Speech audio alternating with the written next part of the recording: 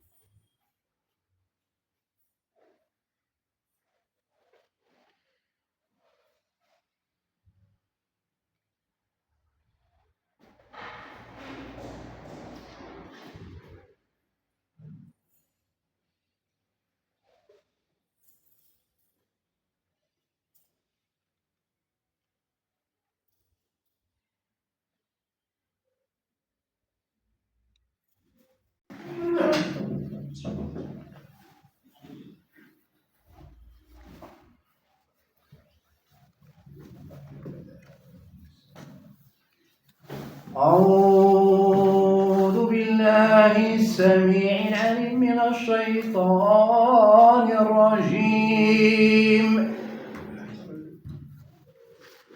بسم الله الرحمن الرحيم. الحمد لله رب العالمين، الرحمن الرحيم، مالك يوم الدين. إياك نعبد وإياك نستعين، اهدنا الصراط المستقيم، صراط الذين أنعمت عليهم غير المغضوب عليهم ولا الضالين. بسم الله الرحمن الرحيم. آمن الرسول بما أنزل إليه من ربه والمؤمنون كلنا آمن بالله وملائكته وكتبه ورسله لا نفرق بين أحد من رسله وقالوا سمعنا وأطعنا غفرانك ربنا وإليك المصير.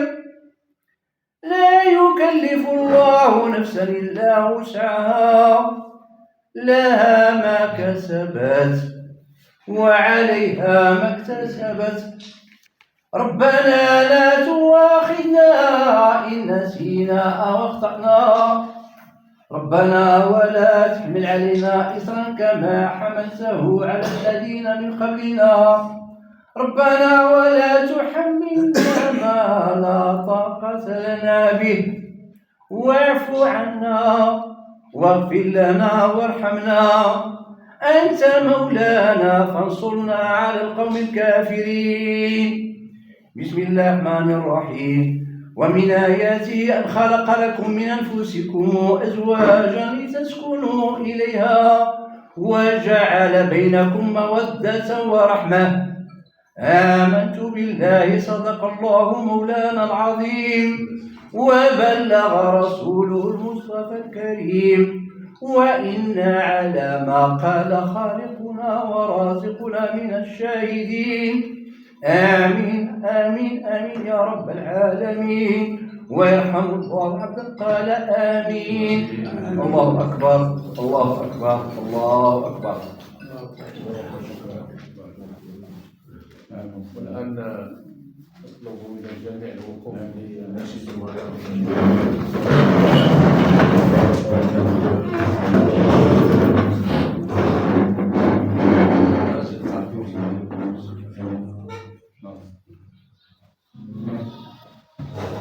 ما شيطان أنوار منتدى السؤدد وحماه، نمت منتدى وحماه، عيش في الأوطان للعلا عنوان ملء كل جنان ذكرى كل لسان بالروح بالجسد هب فتاك لب نداك في فمي وفي دمي وكترا ونار إخوتي هيا للعلا سعيا نرشد الدنيا أننا نحيا بشعار الله الوطن الملك.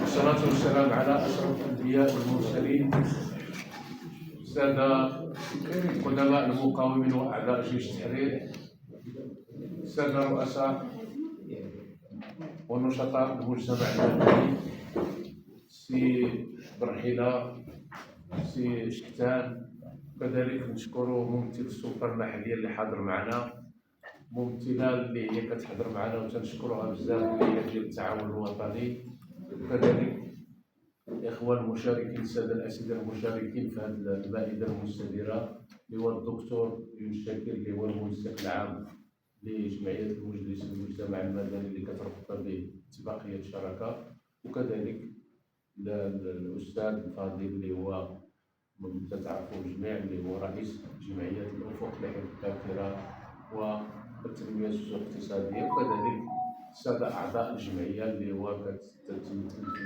الحاجة وكذلك شي زكريا اللي هما حاضرين معنا كأبناء مكونين، إضافة اللي كنرحبوا كذلك ترحيب حار الشاعر الجزان ديالنا اللي كيحضر معنا اليوم سعد بوجيل، وما كنساوش الطعام اللي هو ختامه مسك اللي هو السي مكي اللي هو كيحضر معنا السي مكي الغازي اللي هو شكرا كان اللي هو انا ورجع لي من الدار كنشكرو على الحضور ديالو المتميز. كذلك السادة اللي هما الإعلاميين اللي راهم حاضرين معنا تيشرفونا اليوم اللي كنشكروهم بزاف، السي محسن وكذلك السي كريم اللي كنشكروهم بزاف على الحضور ديالهم وعلى التغطية ديالهم لهاد المائدة المستديرة اللي في الحقيقة تنظم بالمناسبة اليوم ديال اليوم الوطني للمجتمع المدني، واللي اخترنا ليها غيكون واحد النقاش مفتوح ما فيهش غادي يساهموا فينا معنا الساده الاساتذه وكذلك الدكتور السي يونس شاكر، كل من موقعين بواحد العرضين ديالهم اللي غادي نستافدوا منهم، واللي هو بالحقيقه حتى غادي نستافدوا حتى من الحضور الكريم لان هذا الموضوع تيهمنا جميع، حيث انه كتعرفوا بانه المجتمع المدني من الدستور ديال 2011 تعطات له أهمية كبرى، وكذلك زادت توجها بالقرار الملكي اللي هو عطى باش أنه يكون هذا اليوم يكون يوم وطني لاحتفال المجتمع المدني. وفي الحقيقة احنا اخترنا هذا الموضوع، اخترنا العنوان ديالو أو الشعار ديالو هو المجتمع المدني ودور ترسيخ القيم الوطنية والعمل التطوعي والتنمية. ما جاش اعتباطي بحيث انه اللي كنسترجعوا الذاكره ديالنا، وحنا في الحقيقه هذه مناسبه باش ان حنا في اطار العمل اللي كتقوم به المندوبيه الساميه القدماء المقاومه اعضاء جيش التحرير بالتنسيق مع فعاليات المجتمع المدني هي هذه الرساله اللي كتحمل هذا الهم ديالنا هي اولا تثمين وصيانه الذاكره التاريخيه، وكذلك ايصال هذه الرساله للاجيال الناشئه. بطبيعة الحال من بين الأدوار اللي كيديها المجتمع المدني في هذا الجانب فهي أدوار اللي هي ما جاتش وليد اليوم، بل أنها كاينة حيت كنهضروا على المجتمع المدني بصيغته أو بالفكرة ديالو اللي هي الحديثة. هذا حنا نقولوا مصطلح بالنسبة لنا اللي هو داخل الجال، ولكن حنا عندنا في الثقافه ديالنا وفي الدين ديالنا هذا العمل اللي هو ديال التكافل التعاضد، فهو راه متسخ، ولهذا حنايا الهدف ديالنا انه هذه الجمعيات انها اولا ماشي هي وليده اليوم، ماشي هي وليده من خلال ما نص عليه الدستور، ولكن هي راه كاينه اللي يعني كاين داخله في ثقافتنا، بحيث انه جميع لا من الناحيه الشرعيه الشريعه الاسلاميه، ولا من الناحيه العمل اللي كنقوموا به اليومي الاسري فهناك تعاضد وتعاصر، ولا من الناحيه العمل اللي كنقوموا به سواء حنا ملي كنعلموا مثلا على مستوى الفلاحه كتلقى مجموعه ديال التويزه، كتلقى مجموعه ديال ماشي التويزه، وكتلقى مجموعه ديال انه في اطار التعاون حتى مثلا الدواب باش يحصدوا باش يدرسوا باش هذا العمل هذا وكذلك حتى من الناحيه التاريخيه. ملي تنهضروا على تاريخ المغرب نهضروا غير على تاريخ المغرب المعاصر، فهو المغرب بطبيعه الحال رغم الشدائد اللي كاينه عنده وراهم كيحضروا معنا هنايا مجموعه ديال المقاومين اللي كنشكرهم على الحضور ديالهم وتنتمنوا لهم الصحه والعافيه وطول العمر، لانه هما غادي يذكرونا حتى مثلا هما في اطار العمل اللي قاموا به من حيث المقاومه ديالهم، فهي جات في واحد الاطار اللي هو ما جاش عن طريق انه غيتقاضى اجر، بل تطور العمل على ان سمات او ان كنقول سمو العمل الجماعي، وهو واحد اللي كيسمى الانسان في الثقافه ديالو، وماشي كنهضروا على الثقافه غير المعرفيه ولكن الثقافه الاخلاقيه. هذا هو اللي كيدفع الانسان انه يضحي من اجل الاخر. هذا هو الهدف من من انه يكون هذا اليوم يوم وطني لاجل باش يكون وقفه اللي اولا لتذكير بعض القامات اللي هما كذلك، وتذكير واحد المسار تاريخي اللي هو ديال المجتمع المدني. وملي كنهضروا على هذه المحطات، كاينه محطه اولا ديال المقاومه في واحد العمل التطوعي الملحمي، وكاينه محطات اللي هي عرفها تاريخ المغرب من خلال ابان فتره الحمايه اللي هو ظهر فيه العالم، هو ان النداء ديال السلطان محمد الخامس للمغاربه لما احتلت فرنسا وتعرضت للهجمه ديال النازيه، فالاوامر ديالو عطاها في جميع المساجد. يتم هناك نداء للمغاربه من اجل دعم الحلفاء واللي تطوعوا فيه المغاربه بدون ماشي ان الهدف ديالهم غراهم، ولكن انهم استجابوا للنداء الملكي وتطوعوا وكان ابلاو البلاء الحسن في مجموعه ديال المعارك في اوروبا اللي باقي اليوم واللي كيشهدوا بها الاوروبيين، وكيدخل الذكرى ديالهم والمقابر ديالهم راه في هذه المناطق وفي هذه المجموعه ديال المناطق سواء في هولندا او بلجيكا او في ايطاليا. وهنا هذا افتخار في الاسلام نوصلوه للاجيال ديالنا باش انهم حتى هما يعرفوا بان الاجداد ديالهم اولا كان عندهم هذا الهم الانساني بعد الشمولي، معناه انه ساهموا في المجموعه ديالو، والدليل على ذلك انه لا زالت تستمر هذه العمليه ديال ان تعطي السلم والسلام في العالم بالمشاركه ديال المغاربه وجنود المغاربه في التنظيمات ديال الامم المتحده لحفظ السلم في مجموعه ديال الدول. هذا الجانب الاخر اللي هو يجسد محطتين اللي هما اساسيتين اللي جسدت لنا هذا العمل التطوعي والتضامني، هو طريق الوحده. كنهضروا على تطور الشباب وكيفاش ان اولا الهدف ديالها والمغزى ديالها كان عظيم، بحيث انه كان لتوحيد الشمال بالوسط. هذا هو الهدف ديالها الرمزيه ديالها، وكذلك لانه يزرع جلاله المغفور له محمد الخامس جا من بعد الاستقلال ولديك القوله ديالو جاي يسدها، انتقلنا من الجهاد الاصغر الى الجهاد الاكبر للبناء. اذا من بين اللبنات الاولى لتجسيد هذه القوله ديالو الشهيره هو انه دعا لفريق الوحده اللي هي باش يحاول ما يمكن اولا يكون هذاك التآزر ما بين الشباب في جميع الجهات ديال المملكه. ثانيا انه يكون واحد هذاك يجسد لنا مدى ذاك الالتحام ما بين جميع المناطق المغربيه. وكذلك هذه كان عطات واحد الصوره اللي هي الصوره امثل بالنسبه للشباب المغربي اللي تطوع، وكان عطى التعليمات ديالو لصاحب الشمول الملكي انذاك الحسن الثاني رحمه الله عليه، لانه مجموعه ديال الطبقه او الشباب اللي هو مثقف اللي كنعرفوه كان ساهم في الحركه الوطنيه، بينهم بن بركان، بينهم مجموعه ديال الشخصيات اللي هما سموه في تاريخ المغرب واحد البصمات اللي لا زالت تشهد لهم بها، واللي من بين الاشياء الاخرى او من بين المحطات اللي مميزه كذلك هي محطه المسيره الخضراء. محطه المسيره الخضراء نوع من انواع الاتحاد اولا ما بين الشعب المغربي، وهي من بين انه هذا التطوع اللي هو العمل التطوعي بغض النظر على هادو هما اللي برزوا في تاريخ المغرب واللي داو النتائج اللي هي كنعرفوها جميع، وكذلك اللي هو حتى من الناحيه اللي كنعطيو هذاك جميع اللي كنهضروا مثلا على المحطه قبل من هذا الشيء من الناحيه الاجتماعيه. اللي تنهضروا على الزلزال ديال اكادير حتى هو كان من بين اللي جسد فيه تضامن ديال الشعب المغربي مع هذيك الكارثه. والحوز دابا هذيك الحسيمه قبل الحوز وكذلك مؤخرا الفيضانات اللي عرفها واللي بين على القوه ديال المغرب باش انه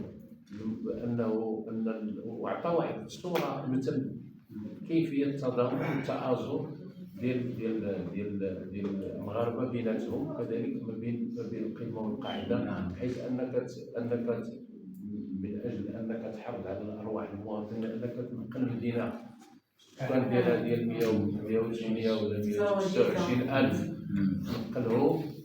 هذه معجزه، هذه حتى هي سنفتخروا بها، سنفتخروا بها ونفتخروا بهذا، لان هذا كتزيد اللي هو خص هو في طبيعه الحال اللي ما كنعطيوش اللي حنا الهدف ديالنا من خلال هذه المحطات باش حنايا نبرزوا هذا العمل هذا، لانه في الحقيقه ملي كتجي مثلا غير هاد الفيضانات اللي شهدها المغرب مؤخرا، الطريقه باش دبرات هذه العمليه هذه فهي في الحقيقه خصها تدرس، ولكن اللي خصو يبرزها اللي فاعل فيها، ومن هو الفاعل فيها هو المجتمع المدني وكل الاطياف ديالو. حنا ما نهضروش على اللي هي داخل مثلا المناطق اللي هي تعرضت للسميت، ولكن اللي هي اجرتها هو المجتمع المدني من شتى المدن المغربيه. وهذا خصو هذا هي الرساله اللي الهدف من هذا اللقاء هذا واللي تحاوروا فيه جميع، هو انه راه العمل ديال المجتمع المدني ومدى اختيار القرار الصائب ديال سيدنا انه يدعي باش انه يكون هذا اليوم هذا اليوم الوطني هو الهدف ديالهم. هذا هو اول وقفه للتامل والتدبر وكذلك تقييم العمل ديال المجتمع المدني، وكذلك الافتخار بمجموعه ديال النماذج. بطبيعه الحال حتى في هذه الوقفه اللي كتكون اليوم سنفتخروا بمجموعه ديال النماذج ونقيسوا عليها العمل ديالنا ونمشيو فيه، لان هناك مجموعه ديال واللي هو للاسف يتم تكريم هاد الناس على مستوى الدول، لانه كنلقاو بانه على مستوى الامارات، على مستوى قطر، على مستوى يتم تكريم هذه الفعاليات هذه. وخصنا حنايا حتى حنا نحبذ لو ان على المستوى المحلي في هذه الايام هذه يتم تكريم مجموعه ديال الجهات، بما ان هذه العمليه كتتم على المستوى المركزي، حيث ان الوزاره المكلفه بهذا المجتمع المدني تتكلم واحد المجموعه ديال سميتو، ولكن بين حنا الثقافه هذه حتى على المستوى المحلي وعلى المستوى الجهوي، ويتم تكريم هاد الناس هاد المعاونين اللي هما يشتغلوا. اقل ما يكون هو انه على الاقل ثقافه الاعتراف بهاد الناس هادو، لانهم كيشتغلوا في السبت وكيشتغلوا في الظروف اللي هي صعيبه، ولكن وبنو براندات، ولهذا انه كمجتمع مدني انتم من خارج فيجب في هذا النهار هذا توجيه الشكر والتقدير لكم، وكذلك باش ما نطولش عليكم نعاود نجدد الشكر ديالي للساده المقاومين واعضاء جيش التحرير اللي راهم حاضرين معنا والابناء ديالهم، وتنتمنى لهم اولا صيام وقيام هذه الليالي الاخيره من شهر رمضان، وانه يكون الثواب كذلك بالصحه والعافيه ان شاء الله، وكل عام وانتم بخير. ونعطيك كلمه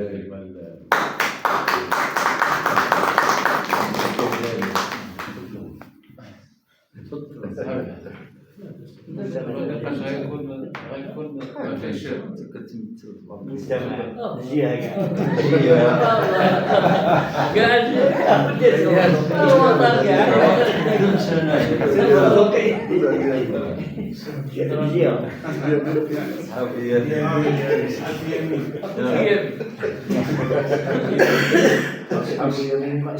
لا نسمع الله يكون جميعا أصحاب اليمين لا يكون معنا خير ولا أحد من أصحاب الشيء يرجو الخير كله يرجو البركة. الرحمن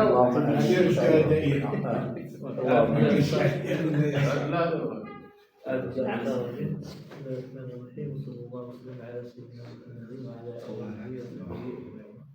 بداية بتقديم الشكر الجزيل لأستاذ كبري على تنظيمه لهذه المائدة مستمرة. لماذا؟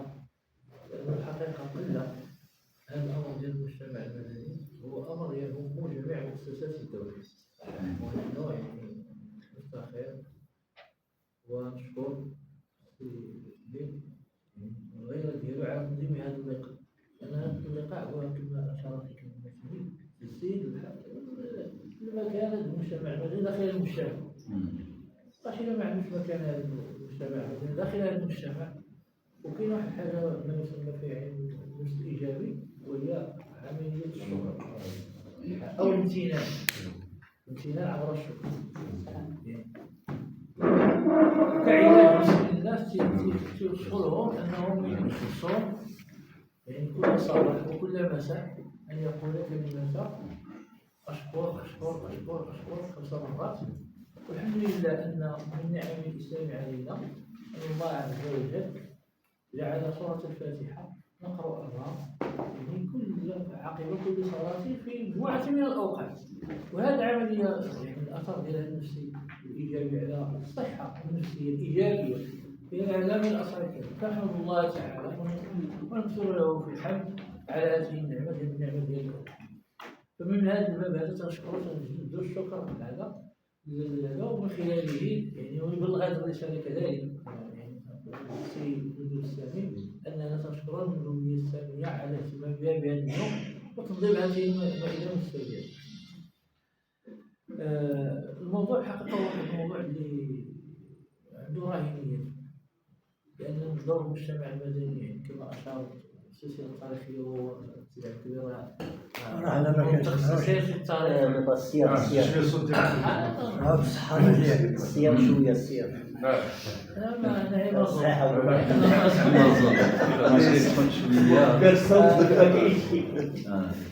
قلت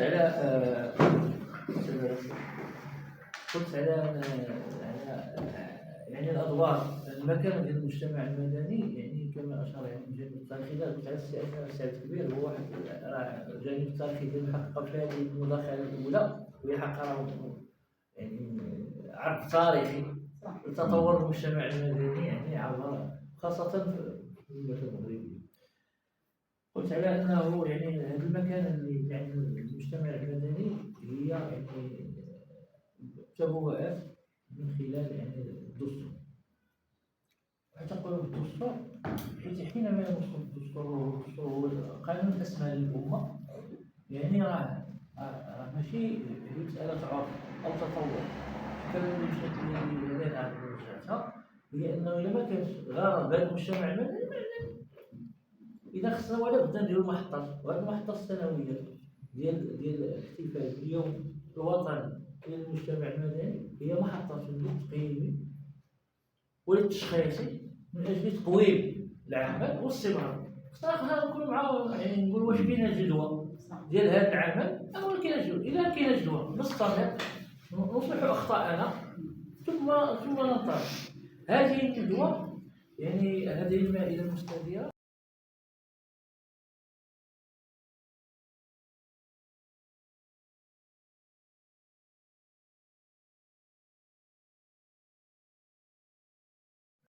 حوار الوطن.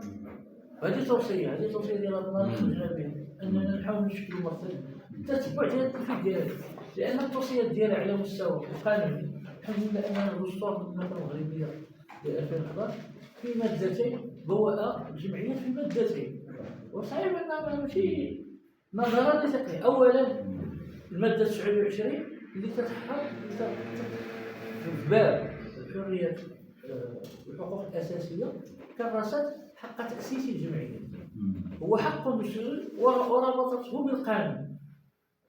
حينما نقول واحد هذه من باب ديال الإفادة أن حينما نقول القانون كاين القانون وكاين يعني القانون هو الذي يصدر من البرلمان يشرعه نواب الأمة، أي أن فيه سيادة للأمة. هذا الفلسفة القانونية. والأمور التنظيمية اللي تديرها الحكومة اللي تتصدرها عبر مراسم وقرارات ولوائح و هذا الجمعية نقول أنه عندها مرجعية لتأسيس الجمعية بالقانون، أي أن القانون هو الذي يعطي ذلك الحق، لا يمكن أن ينتزع ذلك الحق إلا بموجب قانون. ولهذا في الفصل 12 من الدستور واللي هو مكانة كبيرة هذا وفصل، حينما نقول فصل في الدستور ماشي شي حاجة مسالمة. فصل راه كاين مؤسسات راه عندها هي جملة، مثلا نقول حنا ندوي السامية ديال المقاومين راه عندها واحد الجزء هذا ديال المبادئ، ولكن نخصو فاصل للجمعيات وانه لا يمكن حلها الا بالدستور الا بموجب قانون مقرر قضائي. هذا واحد المكانه كبيره لانه حينما تؤسس الجمعيه، وهذا انا تحضر معنا السلطات المحليه ان وزاره الداخليه الان طورات هي قلت هي محطه، ولكن الحقيقه ما كانش فيها اشراك ديال المجتمع المدني، او ان حنا المجتمع المدني هي حيت نمشيو نجددوا الورقه ديالنا عاد تفهموا الخدمه اللي دارت وزاره الداخليه. والحقيقه اللي كان خصها يكون واحد الاشراك مجتمعي باش هو عمليه ديال التحديد ديال العمل الجمعوي، كافه من العمل الجمعوي الغير منظم والعبثي، واللي واحد الفصل من الدستور هنا فصل 12 الفقره الاخيره ديالو تينص على انه خاص ان قواعد تسيير الجمعيات تولي وفق انها بشكل ديمقراطي ووفق يعني وفق المقتضيات القانونيه. ولكن للاسف الشديد ومن باب التشخيص الذاتي من باب لوموا انفسكم ان مجموعه ديال الجمعيات للاسف ما مجددات وصولات ما وهذا يعني تيزيد يضعف العمل الجمعوي، لانه الدستور عطاك هذا الحق. هنا في الجهتين الممارسه ديال الحقوق والواجبات. الواجب اللي يعني انك خصك تكون وفق هذا، ولكن كي تجي تمارس الواجبات ديالك فتجد ان مجموعه من الجمعيات تضطر مجموعه ديال الحقوق، ولكن هي للاسف لا يعني تلقى البنيه ديالها مثلا مجموعه ديال الرؤساء يعني لا يتجددون، ويعني بالنسبه حضور المراه يعني حنا نحتفلوا بهذه المناسبه لا ننسى يعني اليوم العالمي للمراه، وان المراه غير حاضره في الهيئه بواحد النسبه اللي هي الدور ديالها يعني اللي كبير في المجتمع في الهيئه ديالها في رؤساء الجمعيات. وهذه الحقيقه علاش نقول انا هذه الدعوه لاقامه هذا المرصد، دعوه لي اللي بغيت منا فكره معنا السي ناصر ترحبوا به فاعل الجمعوي والمقاوم ديالنا ومعنا في الجمعيه معاه وهو اللي يحقق الحقيقه اللي هذه الفكره هذه الحقيقه نحاولوا ان نبروها ان شاء الله كتوصيل. العرض ديالي يعني انا نحاول كاشارات. هذا المدخل انا كان عندي مهم، علاش؟ لاننا باش نعرفوا قيمتنا واش عندنا قيمه ولا ما عندناش قيمه. الا ما عندناش قيمه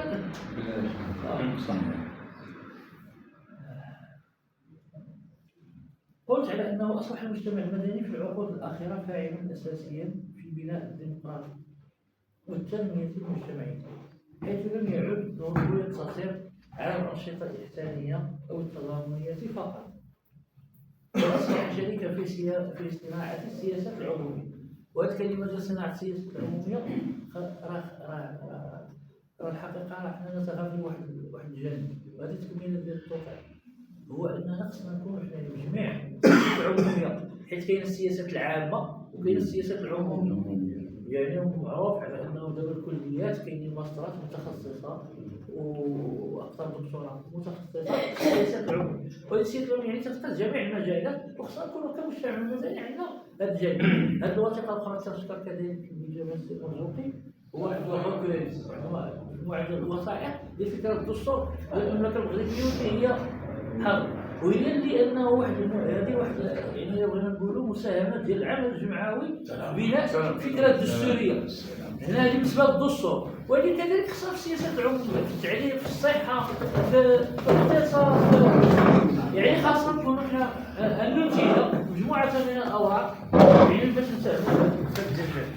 وقلت حيث لا يعود دوره متصلا على الانشطه والمساهمه في نشر القيم الوطنيه وتعزيز العمل التطوعي، وهو الموضوع ديالنا ديال المائده المستدامه.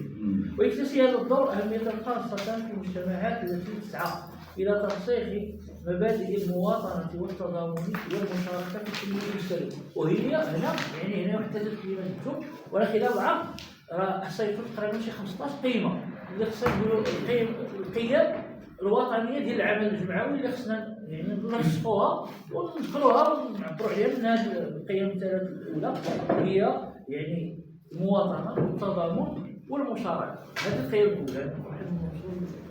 ومن هذا المنطلق يبرز التساؤل حول كيف يساهم المجتمع المدني في ترسيخ القيم الوطنيه ونشر ثقافه العمل التطوعي وتحقيق التنميه المجتمعيه. اولا مفهوم المجتمع المدني وادواره الاساسيه.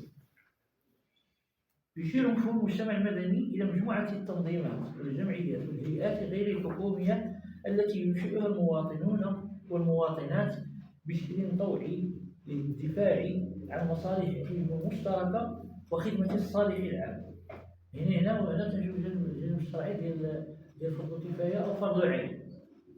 فهمتي انه شنو هو الفرض الكفايه والفرض العين؟ ان لم يقوم به البعض وجب عليه. يعني انه الحقيقه انه راه يمكن هنا في تنجيب، لكن انا عاد نشير هذا الجانب هذا. واش حنا جمعيات نشاتنا الدوله ولا حنايا بشكل تطوعي ولا شنو اللي دفعنا؟ الاصل هو ان دفعنا الاصل يعني الاصل انه راه المواطن انتقاء النفوس ديالهم.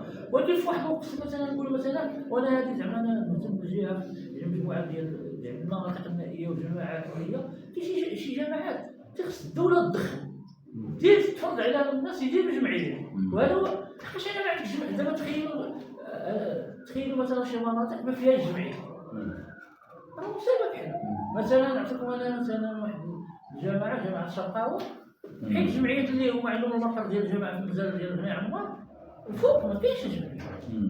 علاش؟ اولا مناطق واعره مناطق، ولكن خاصه انا تندعي ان هذه من التوصيه ديال الدقه ان خاص هذا العمل ديال تاسيس الجمعيات تكون عندنا واحد لوغاسيون كما تقول واحد النسبه ديال انه جماعه معينه خاصها تكون على حسب البوبيلاسيون على حسب النسب. اسيدي هذه خص يكون واحد الجمعيه، والجمعيات وثاني في التاسيس ديالها في الكثره حيت يولي وثاني واحد العمل خاص وثاني واحد حقيقه واحد التدخل. دابا تلقى مثلا خاصه هادشي حيت كان الدعم يعني بشكل دابا الحمد لله تاثر بشكل كبير، حيت كان هذاك كتلقى مثلا الدار فيها 7-8 ديال الجمعيات، وهذه الجمعيه ديال كذا ديال الحريم ديال هذا المهم حتى تضرب الحسبه في هذا تلقى عندهم واحد 20 درهم في الشهر، هذه بلا شي شراكه ديال تاع الراس. فبالتالي هذا وهذا تنوقع انا تنقول على الجانب قلت على انه بشكل طوعي خدمه للصالح العام بعيدا عن منطق الربح. وهنا يعني من الاساس ديال الربح انه تؤسس الجمعيات لغرض غير ربحي حتى التعاونيه. هي فيها واحد دابا حلقات الوصل ما بين التجاره الجمعيات لا لتوزيع الربح على اعضائها ما خصهاش. وعاد تيجي التجاره اللي بغى التجاره ماشي لها دلني على السوق. الصحابه رضي الله عليهم انا معكم الصحابه رضي الله عليهم دلني على السوق. اللي بغى التجاره يمشي للسوق، واللي بغى العمل الجمعوي اسيدي راه عنده بغى السوق جانبا، واللي بغى بينهما ماشي يدير تعاون. حتى هو راه العمل ديال الخير ديال صحيح. أو السلطة السياسية حتى تكتب واحد الجملة من القوانين الأساسية أن هذه الجمعية ليس لها غرض سياسي ولا نقابي ولا انتماء ديني. حتى هذه راه خصها تكون عملية، وللأسف أنهم مش مجموعة ديال فهمتي. هنا تنذكروا هذا الحديث ديال النبي صلى الله عليه وسلم ديال النية، من كانت هجرته إلى الله ورسوله فهجرته إلى الله ورسوله، ومن كانت هجرته إلى الدنيا يصيبها أو امرأة ينكحها فهجرته إلى ما هاجر إليه. هذا القول هذا جوامع الكلم ديال النبي صلى الله عليه وسلم في هجرته إلى ما هاجر إليه. من هاجر إلى عمل جمعوي منظم يعني تطوعي غير ربحي فهجرته إلى ما هاجر إليه. ومن كانت هجرته إلى عمل سياسي أو مصلحة أو دنيا يصيبها فهجرته إلى ما هاجر إليه. فلا بد أن حيت استحضار النية يعني في جميع الأحوال، ماشي في العبادات حتى في المعاملات، حتى في العلاقات الشخصية، في التبسم في النظرة، فهذا خاص النية دار استحضار النية. علاش؟ لأن استحضرنا النية تكون داكشي خالص وتكون تعطي لا في الدنيا لا في الحياة الدنيا ولا في الآخرة سبحان الله. حتى مثلا شي واحد تشوف فيه وتبسمتي له من قلبك تحس بها، ولا تبسمتي له في قلبك الدغينة راك ما تديرها أجر ما تحققها. ننتقل إلى النقطة يعني في المفهوم يعني أن هذه النقطة الحقيقة الأساسية بالنسبة للأدوار الأهمية ديال عدة وظائف. واحد مجموعة ديال الوظائف ديال المجتمع المدني. أولا التأطير والتربية على المواطنة من خلال نشر قيم المشاركة والمسؤولية. احنا زدنا القيمة الرابعة المسؤولية، تكلمنا 3 قبيلة هذا الرابع. الوساطة بين الدولة والمجتمع، هذا واحد الحاجة كبيرة. تشوف الوساطة الأسرية، تشوف الوساطة الاتفاقية، تنسيو الوساطة المواطنة. واحد المصطلح جديد واللي عندنا حنا هو الدور ديال المجتمع، لأنه الدولة تطبق القانون، المفروض أنها تطبق القانون، تحترم القانون هي القانون، المواطنين يستجيبوا للقانون، ولكن يوقع التعارض وخرج بجوج من منطق القانون. شكون اللي خصو يدخل؟ هي الدور ديال المجتمع المدني. وهنا فين تجيب في مجموعة ديال الأمور هذه بانت كما ذكر. آخر حاجة هي اللي طريقة أن كان يعني هو العملية ديال التسهيل ديال الإخلاء، وأنه مجموعة اللي تتبع يعني مواقع التواصل الاجتماعي داكشي. شفنا أن مجموعة ديال الجمعيات كانت هذا الدور ديال الوساطة ما بين هذا واحد الأزمة اللي كبيرة اللي خصو نورمالمون المواطن يكون تلقائية، ولكن تجي في الخطاب. السلطة راه خصها دير لا رابريسيون، خصها هذا وقت دابا علاش السلطة تدخل مثلا نقولوا حنا في مجموعة الأمور باستعمال القوة العمومية، ولكن حنا استعمال القوى العمومية في حال حيت تيتسدوا البيبان. ولكن هنا فين تيجي حنا الدور ديالنا هنا خصنا نعرفوا الدور ديالنا حنايا راه هو الدور ديال الوسط. إلا كانت هنا علاش نقول هنا لأن واحد المسألة هي مهمة، هي مسألة السلم الاجتماعي.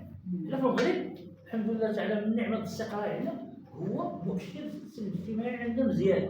وهذا المؤشر إلا ما انتبهناش ليه حنا كمجتمع مدني حنا خصنا نكونوا عندنا هنا تقول هادشي ديال المرصد داكشي هو خصنا نكونوا عارفين أنه حيت طلع لا طونسيون لا طونسيون اللي طلع ما بين الدولة والمجتمع خاصها تدخل المجتمع لو ريغولاتور بحيث انت اللي تديكلونشي هذاك باش انه تتهبط لي طونسيون تدخل انت عندك الوقت والدولة عندها وقتها وهذا تيتفهم هذا وهذا تيتفهم هذا تدير. ماشي راه حنا هادشي علاش باش حنا يمكن نستمروا هذا، وان الله تعالى يعني ينعم علينا بالنعمه ديال الامن والامان.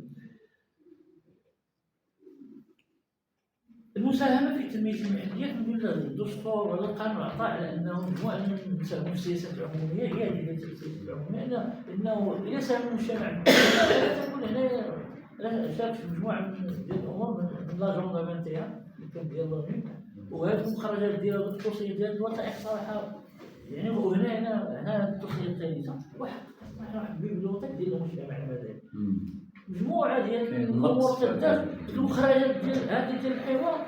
راه كاين اعمال كامله، ولكن الاعمال الكامله ممتازه.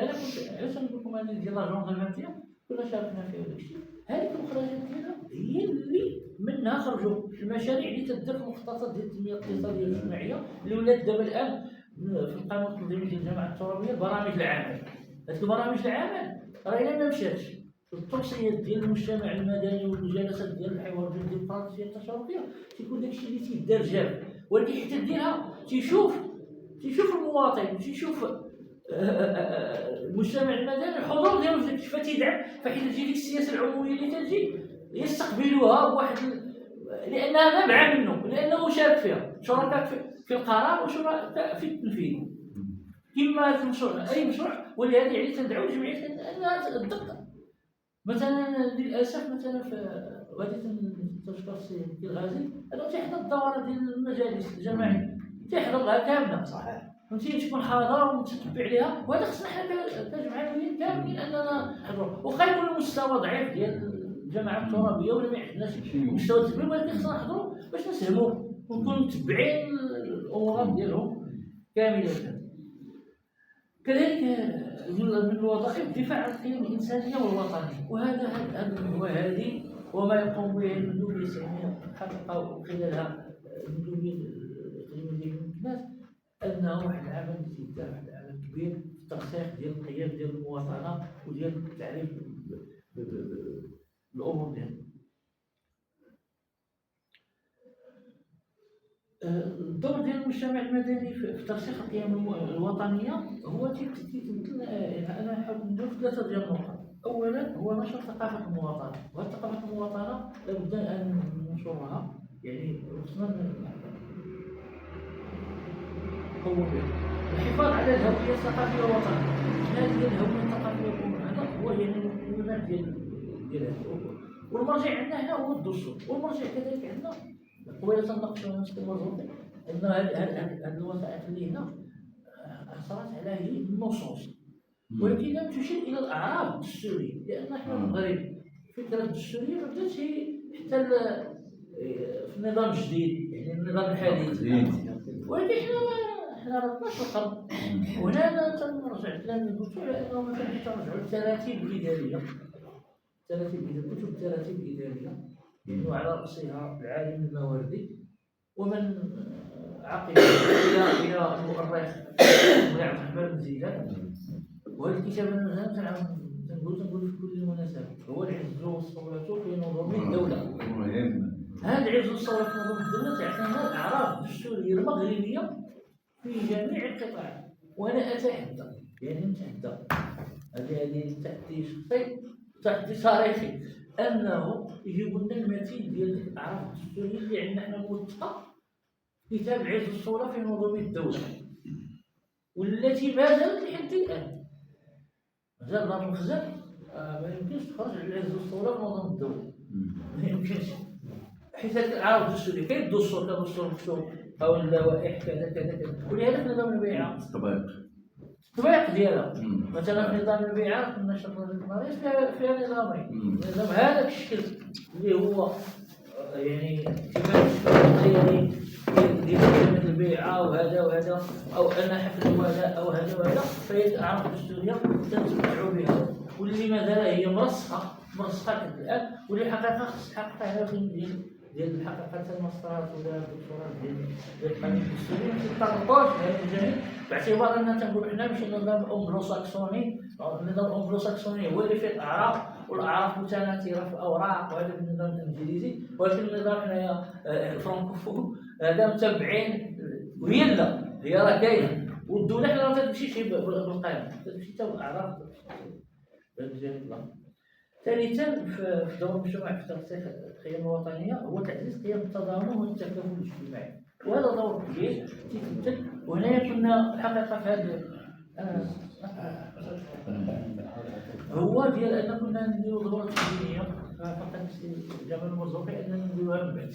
هو المستجدات القانونيه والتنظيميه ديال العمل الجمعوي اللي خصنا نكونوا عليها، واهمها واخطرها هو ديال الجمع وتوزيع التبرعات او ما كان يسمى بالاحسان العمومي. القانون الجديد جا مجموعه ديال المقتضيات اللي خاص اننا، وانا كانت هذه المحطه ديال رمضان المبارك كنت فيها دورات جمعيه البنات في هذا الجانب هذا، واللي كانت انا عندي ولكن كان مؤشر هذا الشيء اللي صرا ديال الفيضانات وداك الشيء الدوله راه ما دخلاتش، يعني بحال واحد المرحله جا واحد الحاجه اللي جات ما متوقعينهاش، مفاجئة. والعمليه ديال التنظيم ما دخلش شويه بحال قلتي تدبير السياسه العموميه ديال الدوله ما بغاش دير تدخل، هو الاصل. وراه انت المحطات اللي جايه راه ما تساعد شويه الدوله فهادشي ديال الجمع وتوزيع التبرعات، ولكن حيت كان ديال الجهه المواطنين ما بداش ديك المسطره، لان واحد المسطره جديده جات وخصهم حتى فيها شي مقتضيات جذريه جنائيه صعيبه خاص الاخوان هذه ان شاء الله نديروها فورا تكوين. واخا النقطه الثالثه هو المجتمع والعالم التطوعي والمظاهر ديالها هي مظاهر كثيره ذكرنا بعض منها واللي هي خاص الجانب التطوعي كما شرع التطوع ديالو لانه ضروري. دابا الدوله ولا ما عندهاش الامكانيات باش دير شي عمل يوفي. تخيلوا دابا حنا خارجين من الاستعمار وهادشي حاضرين له استاذ المقاومين وان المغرب مستنزف الثروات ديالو في الميزانيه ديالو بغينا نديرو نربطو لان مساله الوحده الوطنيه واحد المساله اللي هي كبيره كيفاش نربطو الشمال بالجنوب. شنو خاصو يدير؟ خاصها دار طريق الوحده. طريق الوحده راه الا جينا نحسبوا لها الا كان بغاو الكل في ديك الوقت اللي دابا نتخلعوا ونعطينا مثال دابا باش نقول واحد المثال حي. دابا جبال الاطلس الكبير ودابا معنا السي الرحيل راه دوز الكوموندمون ديالو عارف لو تيران مزيان وكان الاخ ديالو الدكتور نور الدين بن رحيله كذلك من رجال التعليم اللي كان تما وحدانيه زعما انا واش شي حوايج ولكن داكشي اللي حكى المعاناه اللي تعين تما هو كيفاش دار نقدر نقول من دمنات البنيه واللعب على طريق الجبال. اي تعبير بالضبط. انا بيني وبينك خصني واحد العمل ديال التطوع على طريق الوحده. لقات ديك المناطق ما زعما فيها لا طريق لا بيستا لا راه هذيك المناطق من دمنات. دابا البني من لا راه يدوز على الصحراء ولكن الا بغا يدوز من الجبال صعيب. انا مثلا كنت كندير زياره المناطق داكشي في الجهه كنتابع الجهه كاين السفينات شوف فيش كنت تخلع منها تنسمعها تنخلع منها حيت وصلتها بطويل زوينه بحال لا نلعبوا ولكن حيت هز راسك تمشي لك الجبل من فوق وطلع عندك الجبل. هذاك يعني هذاك المجالات اللي تما وهنا يعني تنقول ان الوطن ديالنا ماشي نطالبوا الدوله انها دير شوف نقدروا نديروا واحد العمل تطوعي وهذا العمل ديال هذه تجي مثلا واحد نسلطوا الضوء على واحد الحاجه بسيطه هي كاين جامعه ترابيه كاين مجموعه الجامعات اللي عاد توفى فيها الرئيس ديالها وتغيير هذه تدير عندها واحد مجموعه الجامعات تدير فتح المسالك. لو ان تشوفوا ذاك العمل اللي تدير ديال فتح المسالك والامباكت ديالو كان الصديق ديالي سمح لي كان هو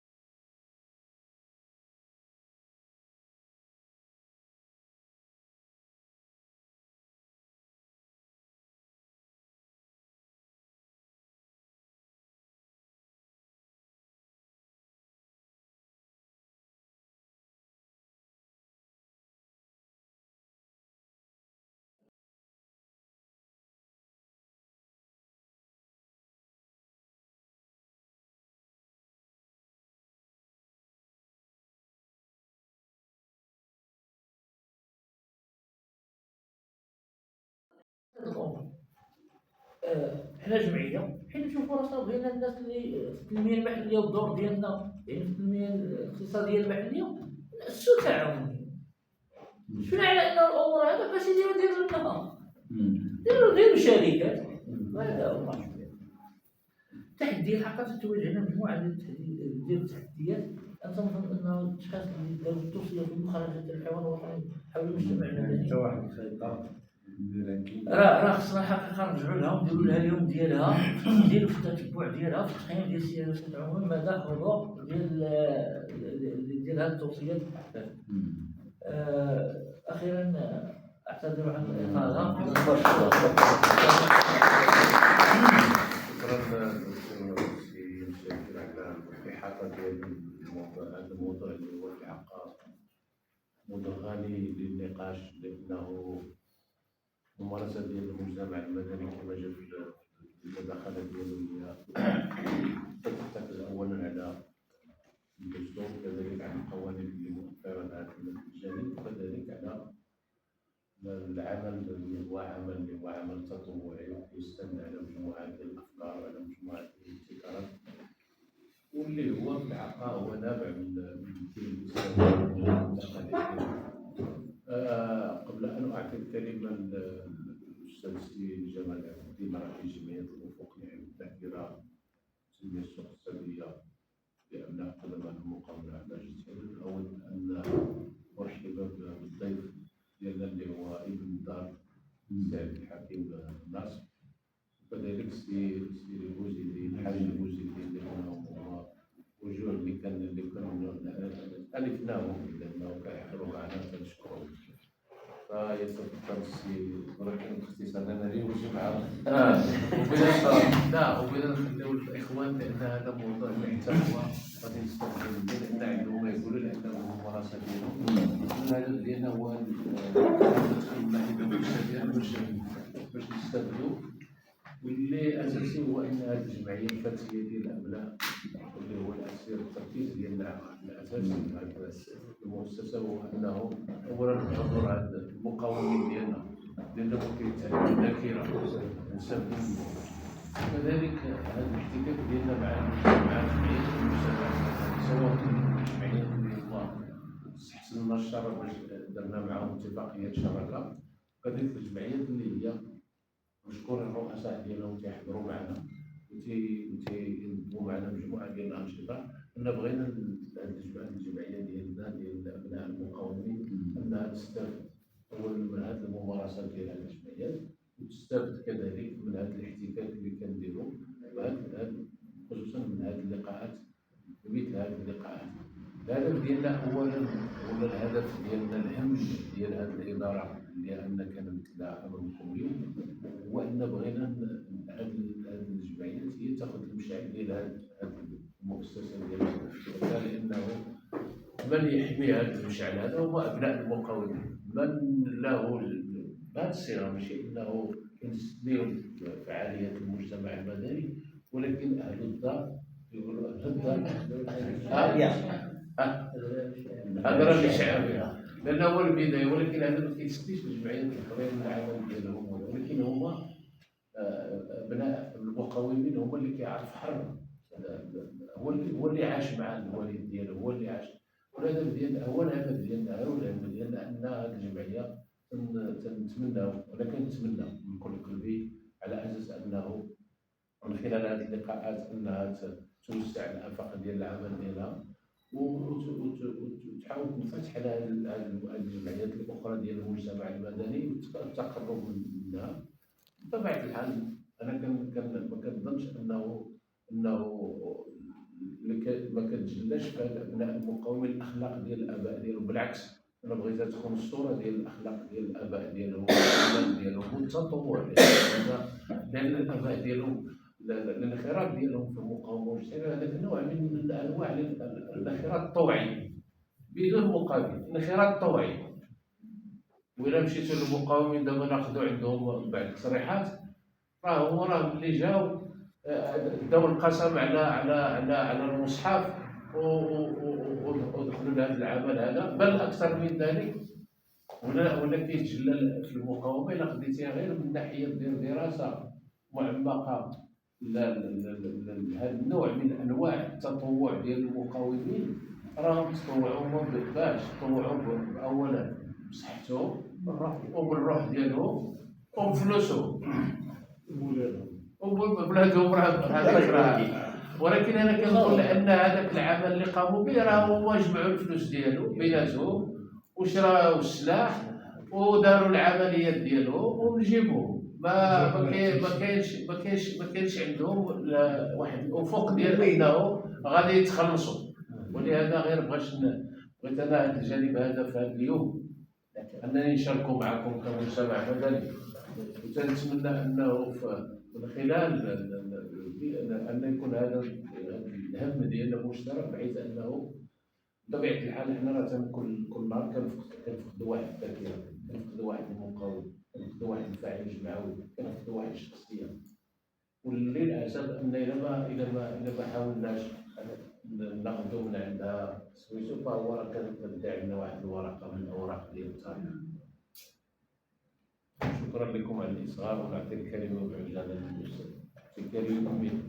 بسم الله الرحمن الرحيم، والصلاة والسلام على أشرف المرسلين.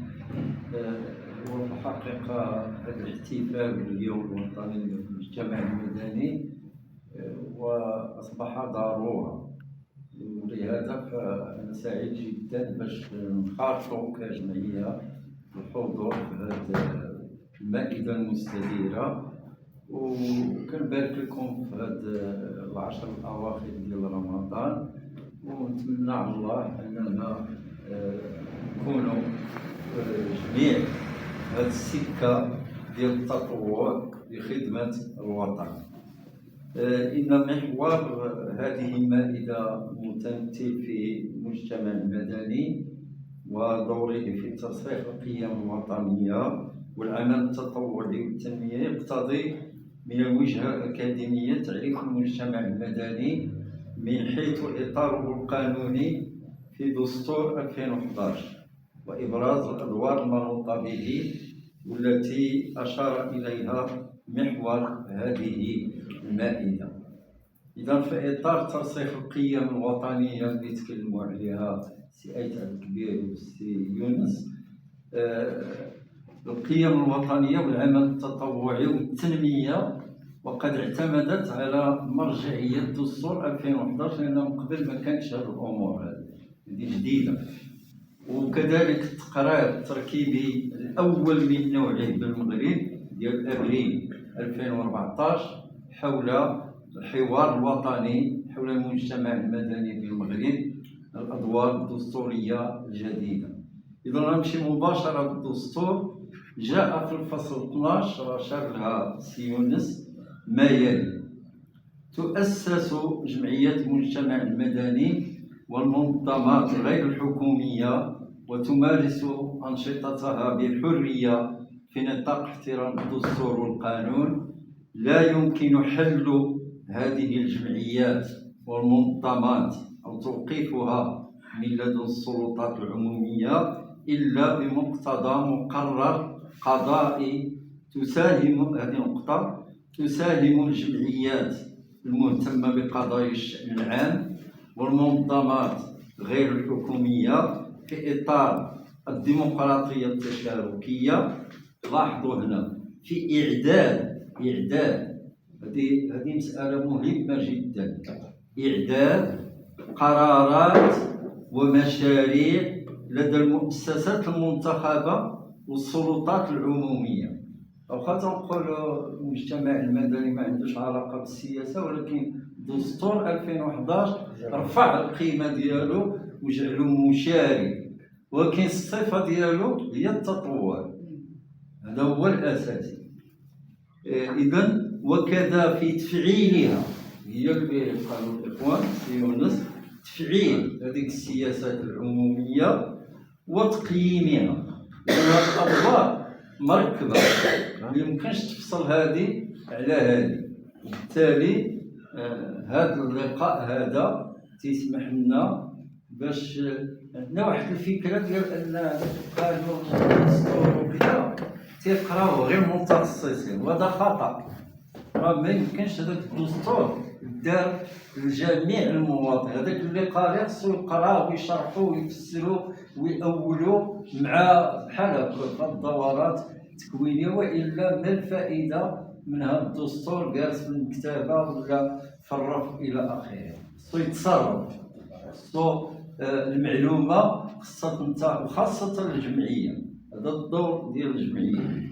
وعلى هذه المؤسسات والسلطات تنظيم هذه المشاركة، هذوك اللي واخدين المسؤولية السياسية مع المواطنين هما اللي كيقوموا بالتنظيم واللوجيستيك ويوفروا لك المواد وكذا وكذا والتنقل الى اخره. هذه الدوله، هذه السياسه العموميه ماشي تاع العامه مرتبطه هي بالحكومه، عندها 5 سنين وكتمشي بحالها، ولكن السياسه العامه مرتبطه بالدوله بجميع الاجهزه ديالها. تنظيم الجمعيات، لان ما يمكنلكش انت كجمعيه تخدم غير هكاك فوضى وعشوائيا، لا، ديك السلطات العموميه والى اخره كتنظم الجمعيات والمنظمات غير الحكوميه وتسييرها اللي تيكون مطابق للمبادئ الديمقراطيه.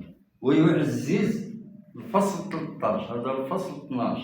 وكيقال السي يونس راه قليل فاش كتلقى الدستور تيخصص لك فصل بكامله، الفصل 12 خاص بالجمعيات والمجتمع المدني.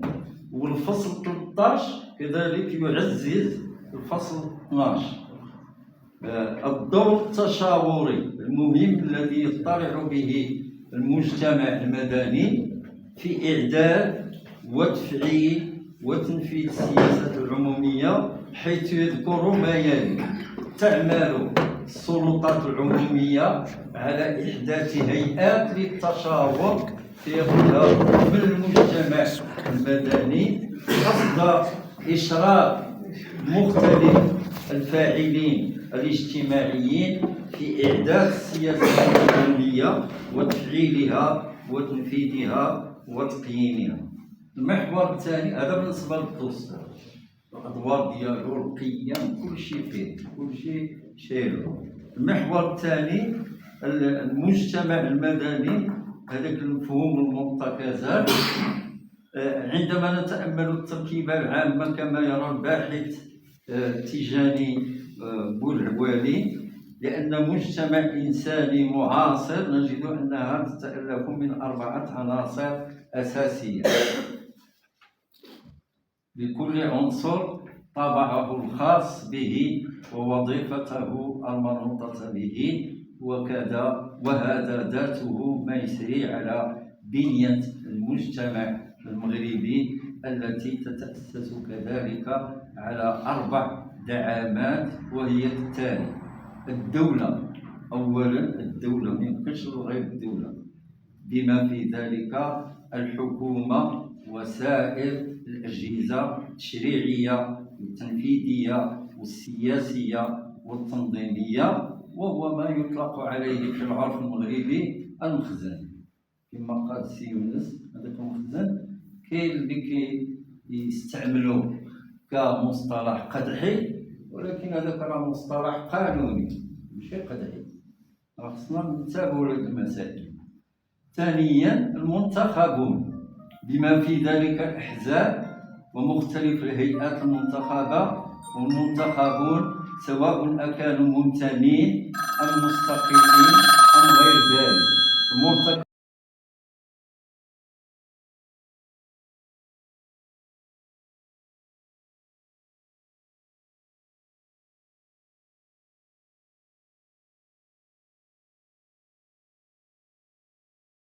علاقة مباشرة مع المواطن، ربما لأن الدولة ما تقدرش دير هذه الوظيفة هذه. أنت عندك علاقة مباشرة مع واحد الفئة كتمثلها كجمعية، تعرف عليها الشادة والفادة. ولهذا حنا في الجمعية درنا واحد الاستمارة باش كنتعرفوا، درنا واحد البطاقة تعرف المشكل باش حنا كجمعية بعدا كنكتب نعرفوا هاد المنخرطين ديالنا شكون هما، واش داكشي كيتلاقى مع الاهداف ديال الجمعيه مع القانون الاساسي ولا لا. هذه مسائل مهمه.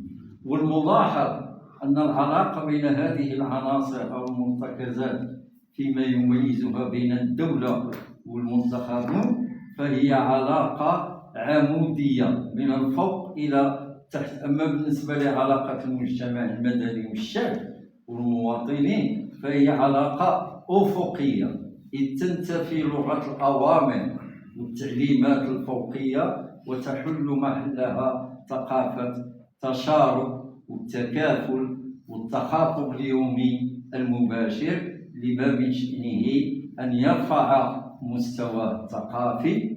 هذا هدف مهم عند المجتمع المدني، الثقافي والاجتماعي والاقتصادي، وفق حكامة تنشد خدمة المجتمع المباشرة على جميع المستويات.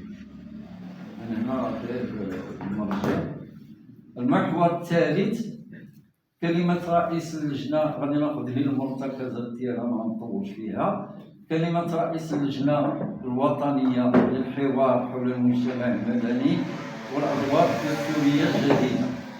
لأول مرة في تاريخ الوطن المغرب يحصل مثل هذا الحوار الذي يمثل تتويجا لنضال مرير خاضه رواد العمل الجمعوي في بلادنا. ذلك العمل الذي لم يبدأ مع فترة الاستقلال وإصدار قانون الحريات سنة 1958 فقط، بل خاضه المجتمع المدني منذ العقد الثاني من القرن العشرين مقدم، كامتداد لتقاليدنا العريقة التي جعلت شعبنا يأخذ المبادرة لتعويض عمل الدولة المركزية عندما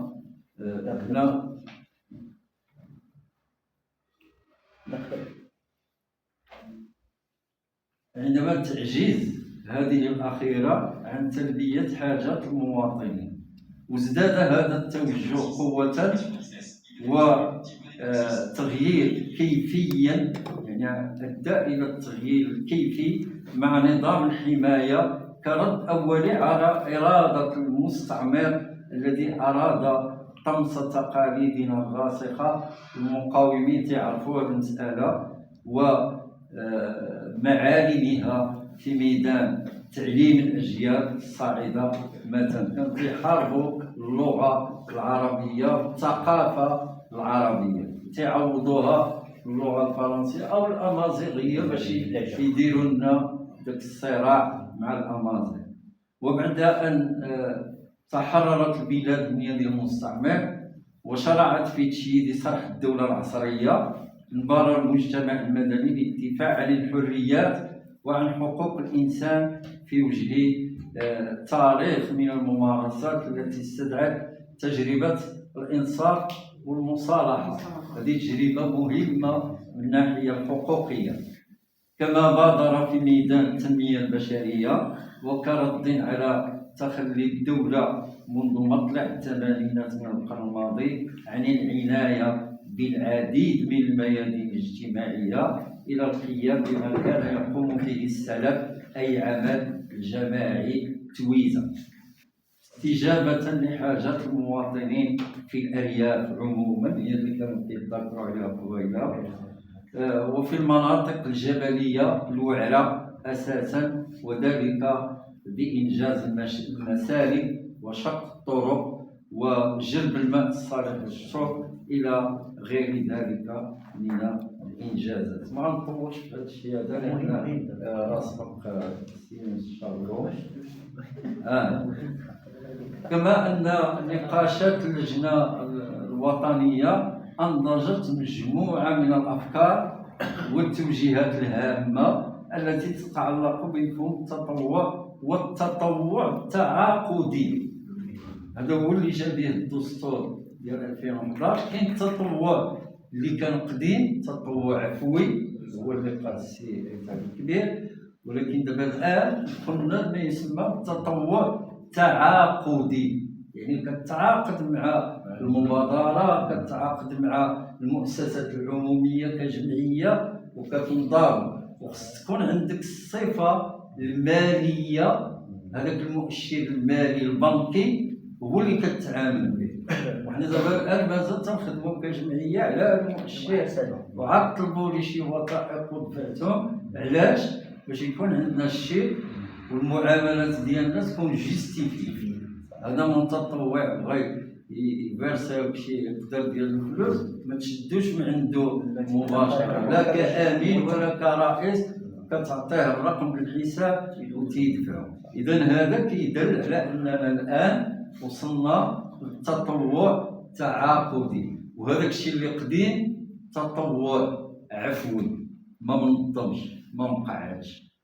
وبالمجلس الاستشاري راه كاين عندنا دابا الان هذا مكسب المجلس الاستشاري للشباب والعمل الجمعوي والجوانب الماليه والجدائيه المتعلقه بالتمويل العمومي هي اللي كنشرها السي يونس للجمعيات ومغاربه العالم ثم داخلين في هذا النطاق. والعمل الجمعوي قررنا ان نعتمد بعضها كمذكرات ملحقه بمخرجات الحوار. اذا مخرجات الحوار طويله انا خديت غير اللب ديالها خاصه المعامله الماليه وهذا التطوع التعاقدي هما اللي اساسيين. وبالتالي فاحنا ممكن نديروا دورات تكوينيه لاحقا مع المجتمع المدني ونساق مع السي يونس وندخلوا في هذه الحيثيات بالتفصيل على اساس اننا نكونوا تنعطيو وتنشكروا السي عبد الكبير اللي تيفتح لنا هذا الباب. وعلاش السي عبد الكبير؟ لان اولا واعي بهذا التحول من هذا الجانب التطوعي العفوي الى التطوعي التعاقدي، تيعرف ما معنى التطوع التعاقدي. وحنا كجمعيه ما يمكنش نديروا القطار على السكه الا اذا كنا عندنا هذه العده القانونيه اللي كتحمينا اولا وكتجعلنا كندخلوا للميدان يعني بوجهنا احمر، يعني ماشي تبقى هكا تهضر.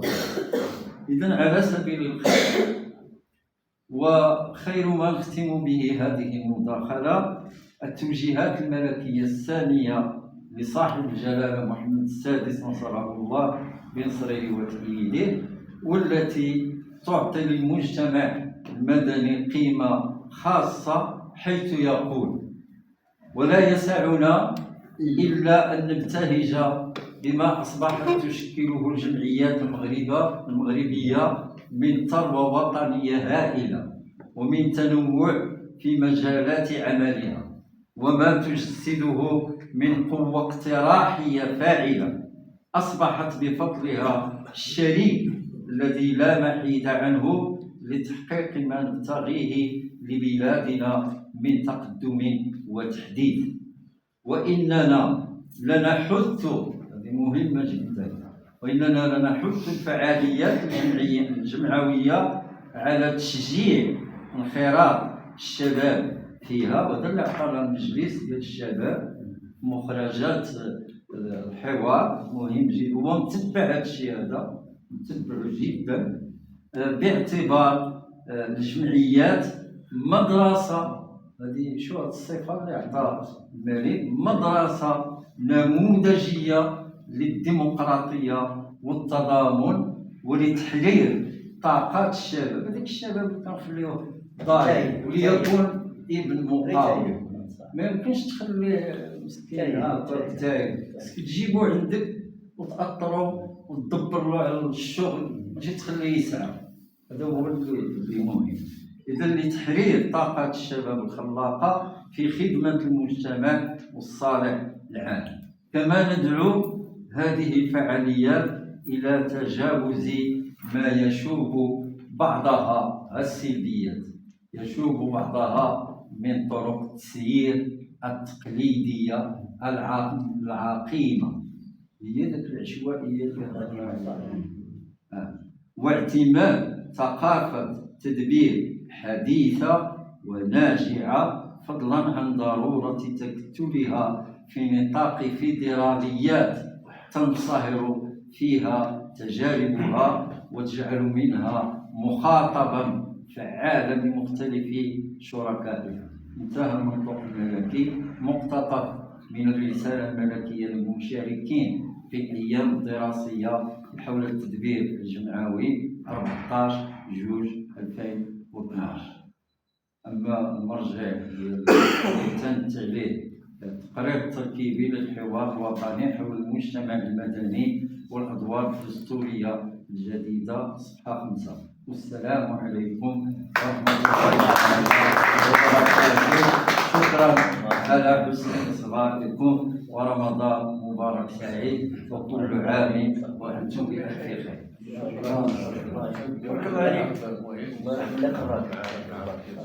شكرا أستاذ سي جمال الدين المرزوقي، رئيس جمعية الأفق لحفظ الذاكرة والتنمية السوسيو-اقتصادية لأبناء قدماء المقاومين على هذا العرش اللي هو مهم، وكذلك استفدنا منه من حيث جانب من الجوانب الأخرى لأدوار اللي كتلعب منظمات المجتمع المدني. حتى لا أطيل لأنه لكي أفتح المجال للسادة الحضور الكرام، لأنه رؤساء جمعيات اللي عندهم تجربة في العمل الجمعوي، حتى احنا بغينا نستفدوا منهم من خلال هذه المائدة المستدامة. الهدف ديالها هو هذا، أننا نستفدوا من كل الخبرات اللي كتسولف معنا، وكذلك من الأعمال اللي تقوم بها هذه الجمعيات حتى الميادين اللي كتعمل عليها. أنا اللي بغيت غير نشير ليه قبل ما نعطي نفتح لهذا المجال هو أن المندوبية خدت على عاتقها أنها باش توجه هذه الورشة هذا ديال إحداث فضاء الذاكرة التاريخية للمقاومة والتحرير عبر نفوذ التراث الوطني، بل أن هناك مجموعة من العمليات اللي كتضم 4 إلى 5 ديال الفضاءات واللي بالغاد دابا حاليا هي ديال الفضاء، فهي كتخصص واحد التوجه جديد في إطار الشبكات. هذه الشبكة ديال الفضاء هي كتعتمد على هذا الجانب ديال المجتمع المدني وعلى خلق شراكات مع المجتمع المدني من أجل أولا أنها خدمة للرسالة اللي كتحملها، وهي تثمين وصيانة الذاكرة التاريخية، وكذلك تثبيت هذه المنظومة ديال القيم وكذلك ديال الوطنية والمواطنة الإيجابية في نفوس الشباب والناشئة. هذا الجانب، وكذلك جانب آخر هو تكون شريك هذه الجمعية في إطار أنها تدور الفصول ملحمة الحرية والاستقلال والوحدة الترابية. نحن منفتحون على الجمعيات، والجمعيات كنحنا دعوة من خلال هذه الجمعيات ديال أبناء المقاومة، دعوة لجميع الجمعيات على مستوى المحلي للانخراط في هذا الورش اللي هو ورش ديال صيانة الذاكرة التاريخية، بما فيها الذاكرة الوطنية والمحلية وكذلك الجهوية، وكذلك حتى المشتركة، حيث كنقول المشتركة والمتقاسمة. هناك مجموعة من الأشياء اللي كنتقاسموها مع مجتمعات أخرى، حنا ماشي معزولين، كذلك حنا سواء في المحيط ديالنا الدولي أو الدولي، أو حتى في العلاقات الأسرية ديالنا وفي المجتمعات ديالنا مختلف الألوانات ديال الثقافات ديالهم. إذن أفتح كذلك المداخلات باش نكونوا ذكاء. كاين السي الحاج محمد برحيلة، بس هو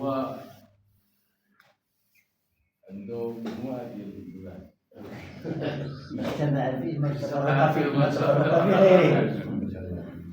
هو أولا أنا كنبغي نوريك، هو كنديرو بأنه هو من المؤسسين ديال الجمعية ديال المتقاعدين ديال الدار الملكي. هذا اللي تنفتخروا بأنهم الأسرة من هذه الأسرة. فهو من فاعل في جميع الجمعيات، يعني أنه هو على ذلك ديال أنه فاعل حتى معنا حنايا، لا من الناحية ديال الفضاء الذاكرة التاريخية اللي هو لأن التواجد ديالو والعمل ديالو اللي لا ما يمكنش جهد وما يمكنش يديروا شي ثمن، لأنه الثمن الوطنية ديالو كتفوق من هذا الشيء. شكرا له وشكرا للحضور ديالو. السي الحاج برحيلة محمد برحيلة، السي غازي هو نفس واش عندنا صافي دابا الشعور شنو تاع سي عبد الحكيم. بداخل هذا نعطيو الكلمة خلاص من بعد نعطيو صافي سميتو نعطيو الكلمة للمقاومين. سي محمد سي محمد هو نفس الشعور المتبادل من بيناتنا، وكنشكروا على الحضور ديالو ونعتز الله يشافيه ان شاء الله، الله يشافيه ويعافيه ان شاء الله. حنايا مازال انايا من خلال التواجد بين الاخوه هذو الوجوه الطيبه، راه مازال خصنا نديرو واحد سميتو مع الاخ غادي التزام باش نديرو نشاط مستقل حول القراءات ديال الزجليه والشعريه ديال الاستاذ والورشه ديال بغينا تكون مع راسينا داير جائزه مع الجمعيه المغربي اللي هو الوجوهات مع الجزائريه غنديرو مع بعض سميتو غادي نمشي ديال الابناء المقاومين ديال مرحبا المدارس مدارس لا ما تفضل سي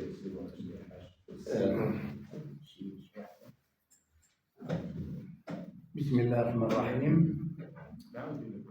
والصلاة والسلام على رسول الله وآله وصحبه وسلم تسليما كثيرا طيبا مباركا. بادئ نتوجه بالشكر الجزيل للأستاذ مولاي الكبير عبد الله علي الذي فتح لنا قلبه قبل أن يفتح لنا يعني مكسبه أو باب هذه المندوبية، لأنه أتاح فرصة لجمعيات المجتمع المدني للتواصل، وكذلك يعني التفاعل مع كل المناسبات الوطنية التي تخلدها المندوبية السامية للمقاومة والجيش التحرير. أحبتي الكرام، لولا انخراطنا في الأعمال الجمعوية لما تمكنا من التعرف على الوجوه الطيبة المتواجدة يعني تحت هذه القاعة، ووجوه أخرى يعني في جمعيات أخرى. أحبتي الكرام، يقول الله عز وجل في محكم تنزيله: ولا تفرقوا فتفشلوا وتذهب ريحكم. الأعمال الجمعوية، الحبيب المصطفى صلى الله عليه وسلم وصحابته ضربوا لنا أحسن الأمثلة عن التكتل وعن العمل الجمعوي عندما اضطر الحبيب المصطفى لمغادرة مكة مكرها، والتف حوله مجموعة من المهاجرين الذين تركوا يعني أمتعتهم وديارهم ليؤازروا الحبيب المصطفى في محنته.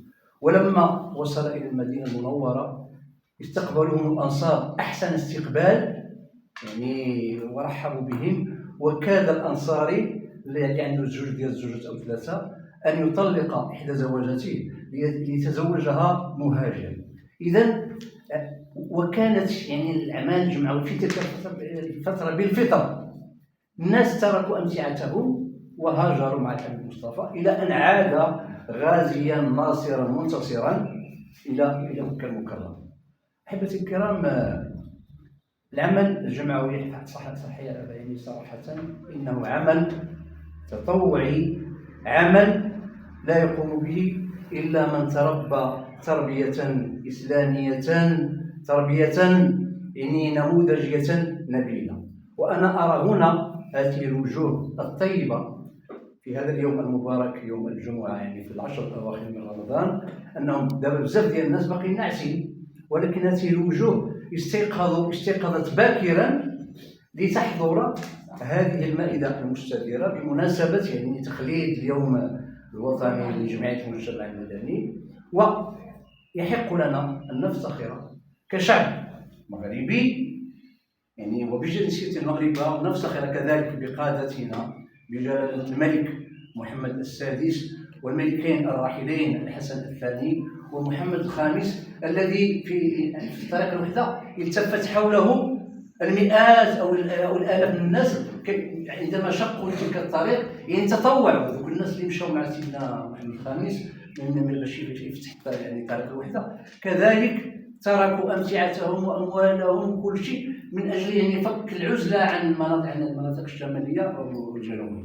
إذا يحق لنا كذلك أن نعتز بمذهبنا المالكي وعقيدة الأشعرية التي يعني تنص على التكتل والتكافل وعلى خدمة الوطن.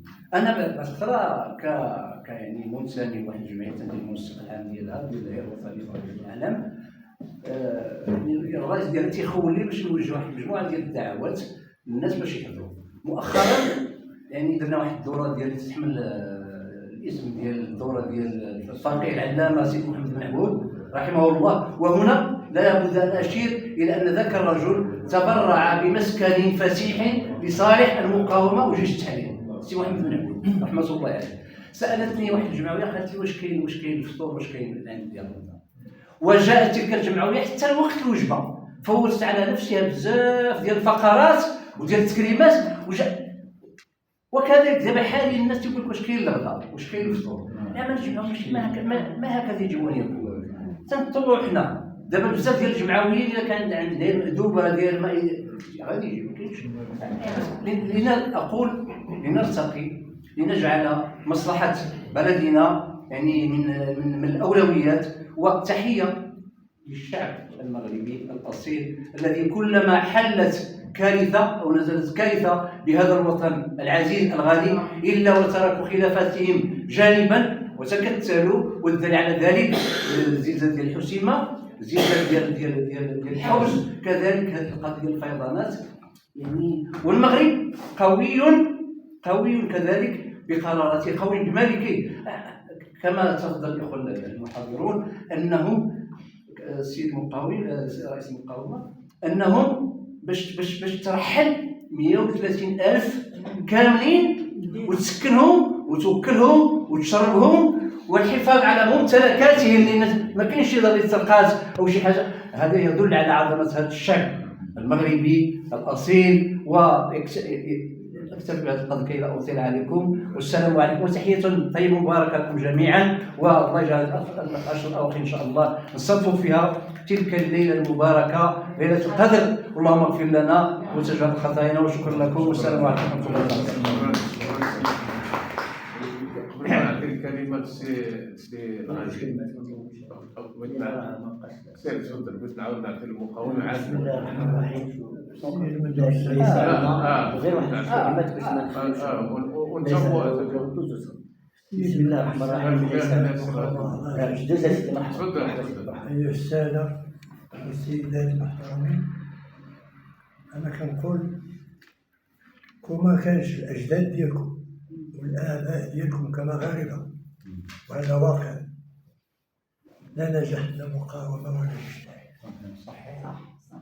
لأن الاستعمار ديال المغرب هو كان فوق المستعمر،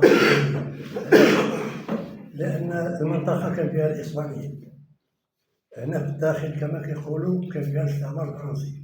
إذا احنا كنا مستعمرين باستعمار ثلاثي الجنسيات. استعمار ثلاثي الجنسيات ما هوش في العالم شي دولة اللي تحدث كما المغرب، باستثناء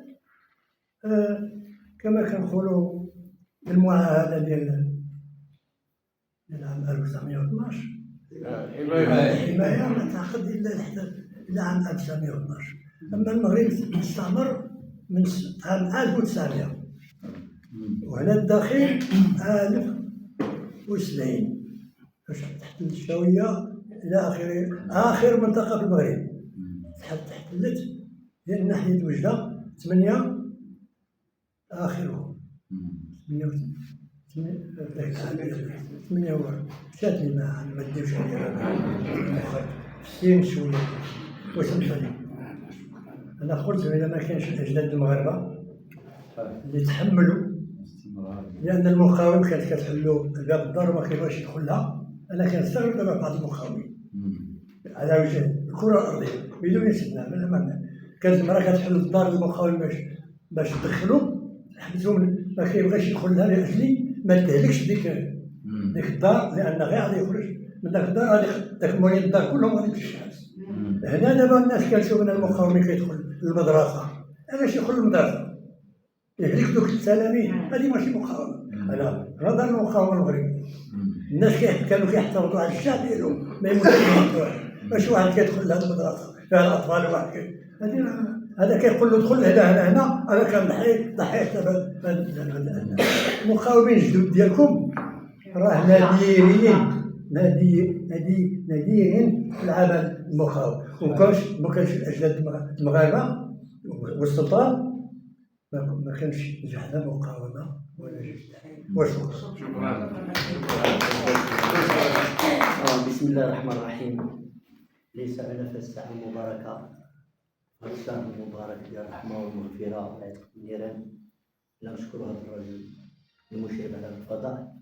إن الحمد لله شكون اللي خلاني أنا 14 سنة وأنا نص معكم 2012 اللي كنت نائب أستاذ وطول عمرنا الشيء اللي مشى والله زائد على الوجود تبارك الله على السي مرزوقي ولا السي شاكر على المحاضرة ديالهم ولا الندوة ديالهم المستفيدة ديالهم. أنا بالنسبة لي نهضر بحكم التجربة ديالي البسيطة في هذه المدينة العزيزة، حكم العمل الجمعوي اللي كنت فيه رئيس ديال بعض الجمعيات. المشكل اللي كاين وهو عدم التجربة. لما تلقى رئيس تنقول دابا المشاكل المشكل غادي غير بالصدق باش منه. نعطيكم بعض الجمعيات اللي تبارك الله بينا على الصعيد الوطني على الكشفية اللي تربينا فيها الكشفية كلهم.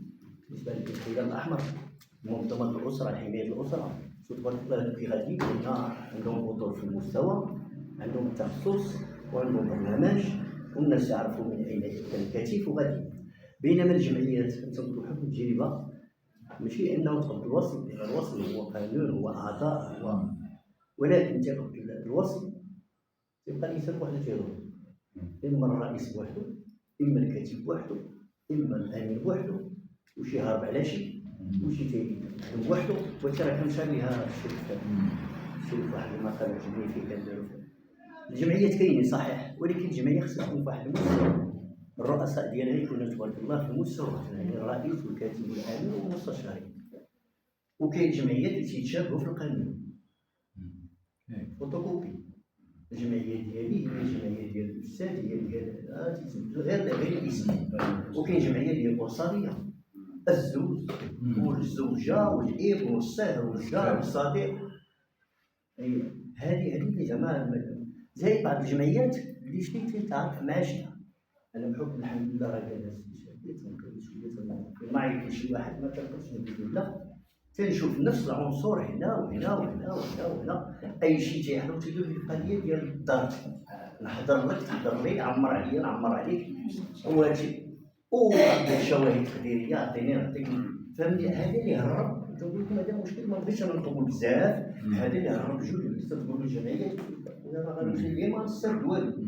هذاك السيد غادي يعمر بيا غير التتبيع الله يرحم والديه غادي يعمر بيا الوصل وما نبقاش نشوفو عاود يمشي حتى الدوره ديالو كيتسجل عامين كيتسجل تنسى مع وعاود الله يرحم الوالدين صافي بقات تديرو في السنين صحيح تيمشي لا صاحبي باش هذا المشكل اللي دابا انا تنقول لكم بحكم هادشي اللي حنا متربيين شركوا فيها. كان واحد العمل الحمد لله جاد انسان الرئيس متمكن تيجلس معك تستافد منه عنده تجربه تيهضر معك. وجاي واحد المشكله اخرى في الاساتذه ديالي هو عدم التخصص. ماشي دابا الجمعيه كاين ديال القانون فيه كل شيء، فيه البيئه والاجتماع والتربيه والنظافه وكل شيء دوله تيدور الى خصو حد يتبعوا في كل شيء فين ما هاد الشقارتو تيدور. هذه من المشاكل اللي هي خلات طلب الله سبحانه وتعالى هذه الوجوه يخرج منها ويردونا للماضي. صافي مبروك سبحانه تفضل السي. السلام عليكم. انا جيت سعيد نكون معكم هذا النهار جميل رمضان، وتنشكروا الاخوان اللي عرضوا وكذلك الشعب الكبير اللي دائما تيحمل هذا الفضاء والاخوان الكاملين. انا بغيت نتكلم على تجاوب الجهاز الاداري والجهاز الحكومي مع لانه درنا المنظومه ديال المجتمع المدني باش نزيدوا لقدام. ابتدائيا ماشي هي العلاقه بين اللي غادي يستافدوا من ديك الجمعيه، ولكن العلاقه مع الجهاز الاداري والحكومي باش عاد تيكون لامباكت، عاد تيكون الاثر على واحد كيفاش باش ما نبقاوش فلسفه كبيره. مثلا حنا كنا مهتمين بمكناس بالنسبه للعداله المجاليه، ان مكناس من الدول من المدن العريقه واللي كلشي تيلاحظ بانه المغرب كامل وربما خارج المغرب بانه ما خداش حقه من التنميه. هذا ما تنهضرش على المغرب بسرعه اللي دار سيدنا، ولكن داخل ذاك المغرب اللي عنده سرعه مزيانه راه تما كاين واحد المدن اللي تهمشات. اذا بالتالي فين قلنا بواحد العمل واحد العريضه كتبنا لرئيس الحكومه الان هذه عام ونص ما هضر معنا لا عطت لا حتى شي حاجه. سي كراف بالنسبه لواحد لان الاخوان فين تنهضروا على القوانين سي فري قانون زوين، ولكن فين هو الفيدباك؟ والفيدباك ماشي انه مثلا بلديه نقول لهم نهضروا معكم ما تيردوش علينا وما تيجاوبش شي يقول لك مثلا. اذا بالتالي باش غادي درنا كاع وزاره باش نزيدوا ندخلوا نعمقوا، درنا وزاره المجتمع المدني. عمركم شفتوا التقارير ديالها؟ عمرك شفتي ماشي تقارير يعني سميتو كميه، يعني كونتيتاتيف كاليتاتيف، سيدير تبرهن انه الاخوان سوسيال تسمع بالاحسان وكذا وكذا. احنا ماشي تنقولوا كل شيء عدم، ولكن لانه اذا بقينا في نفس الهضره الاثر ما غادي يكونش عنده واحد القيمه. فهمتيني؟ خاص الكلمات اللي قلتوها على السياسه الحكوميه ان المجتمع المدني خصو يكون فاعل في المجتمع. انا نقول لكم غير دابا باش ما ندخلوا في الاشياء اللي عندها امباكت. الاجتماع اللي درنا على الجيل الجديد، المشاريع المندمجه اللي قال سيدنا باش جمعنا في الولايه وفي العماله جميع المغرب، الان ما عندناش فيدباك. واش حنا غادي نبقاو نضيعوا الوقت؟ مثلا جينا كل واحد دار ليكسبوزي ها شنو نديروا في هذه المشاريع هذا، حتى الان ما كاين حتى شي حاجه، ما كاينش فيدباك. فين هي باش عاوتاني يجمعونا؟ ها حنا راه جمعنا دوك المشاريع اللي قلتوا لنا، باسكو حضرتوا كنتوا حاضرين في الاجتماع ديال الاخير ودار في المغرب كامل. علاش حنا تنقولوا هنا؟ وانا تنتمنى انه التقرير اللي غيكون خصنا ندوزوا من المرحله الحواريه مع المجتمع المدني الى تفعيل داك الشيء في الفيدباك اللي تسمى الفيدباك هي الراجعه.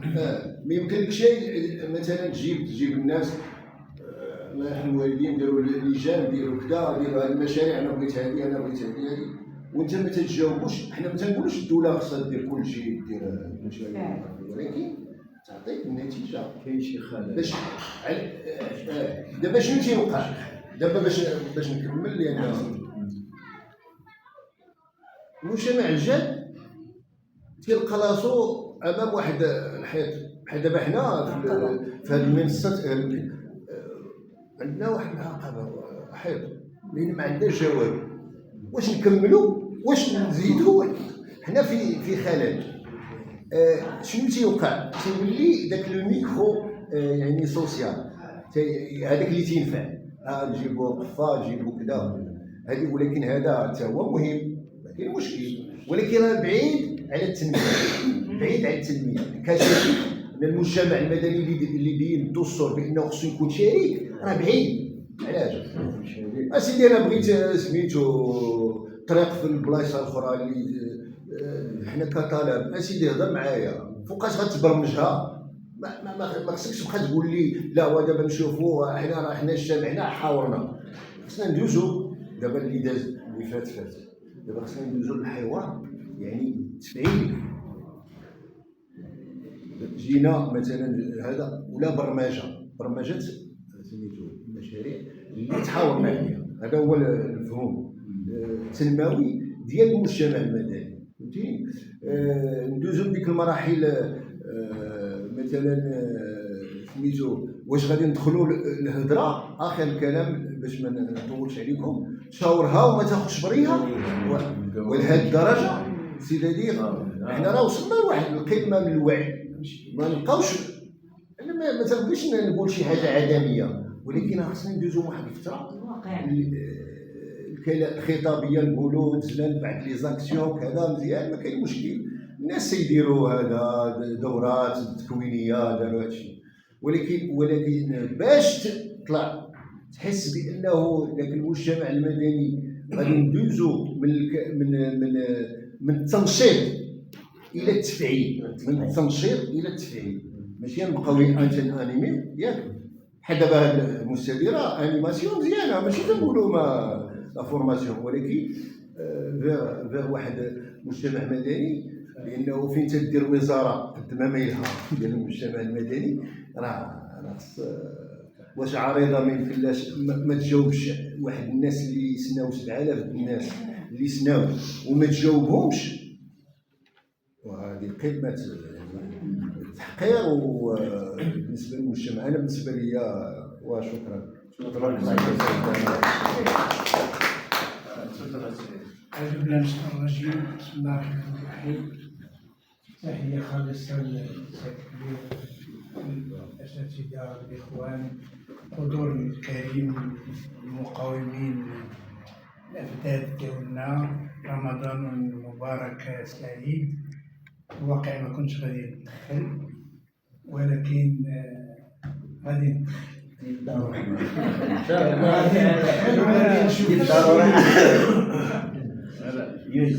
يونس الدكتور ديالنا كنتي في ذاك اللقاء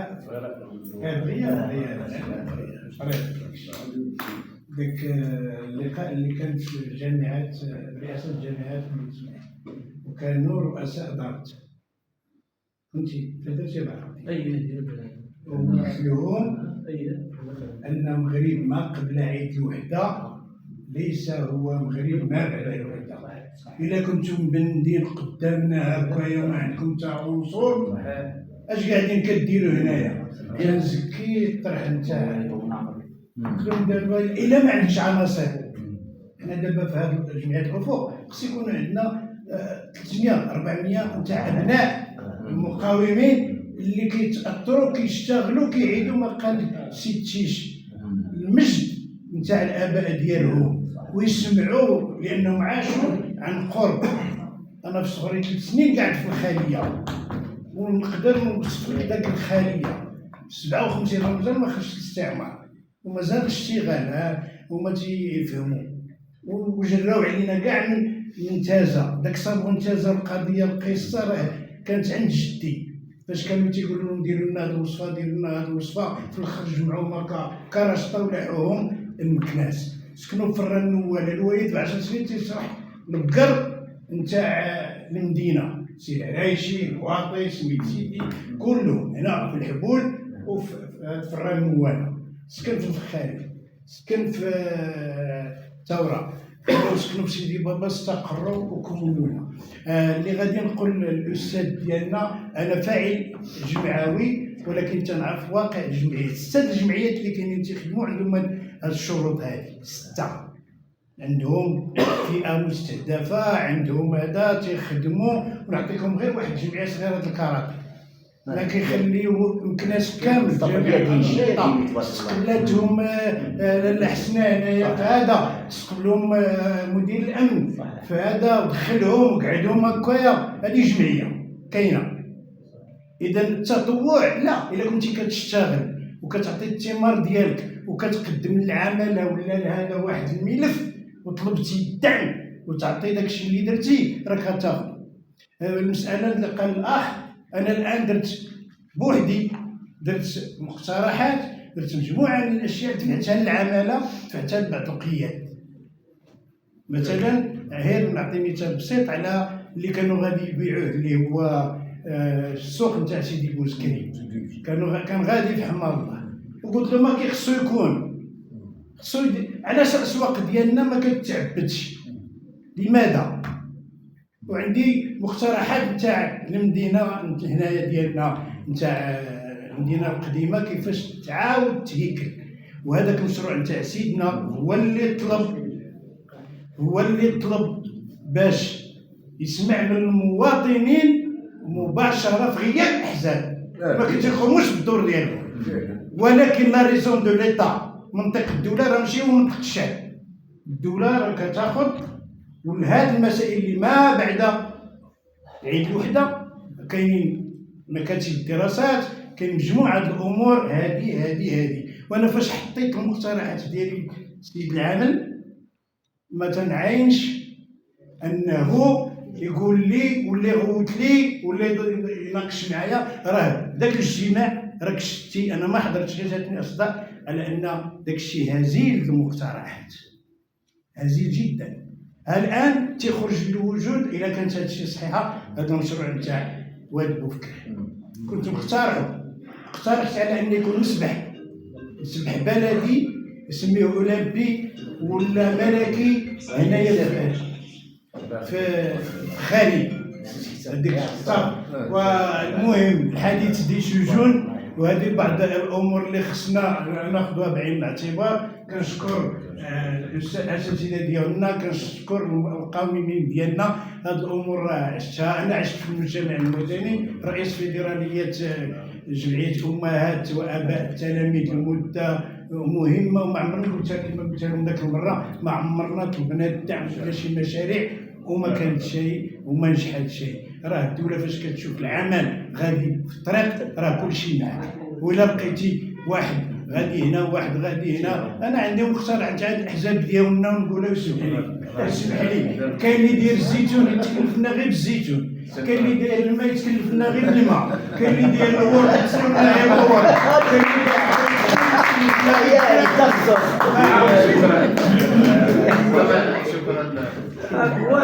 واللي عنده الميزان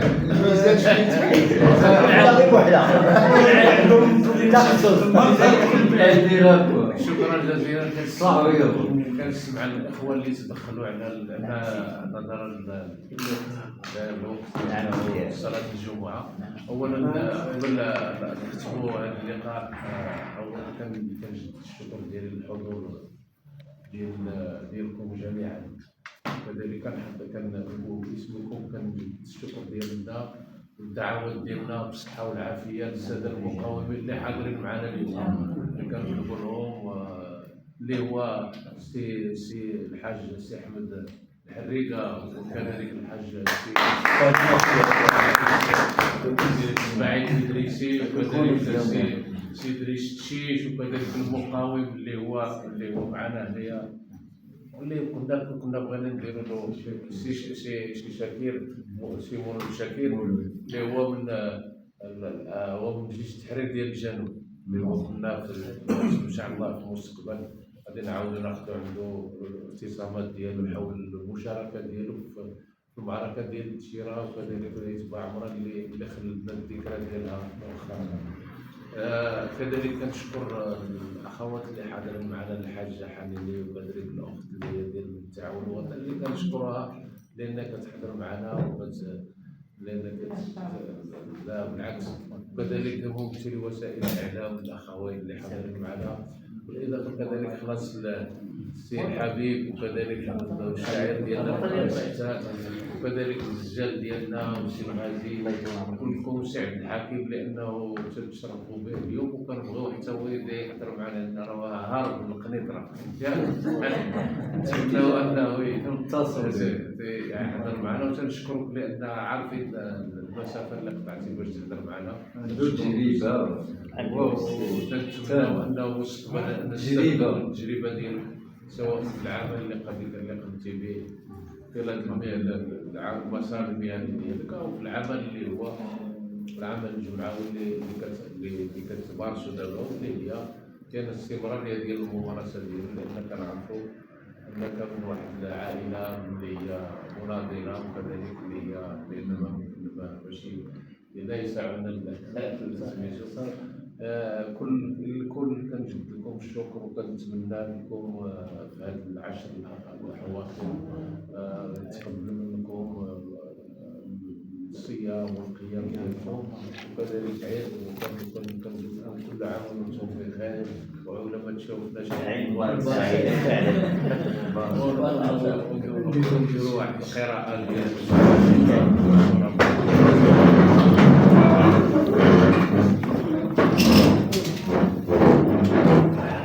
أعوذ بالله السميع العليم من الشيطان الرجيم. بسم الله الرحمن الرحيم.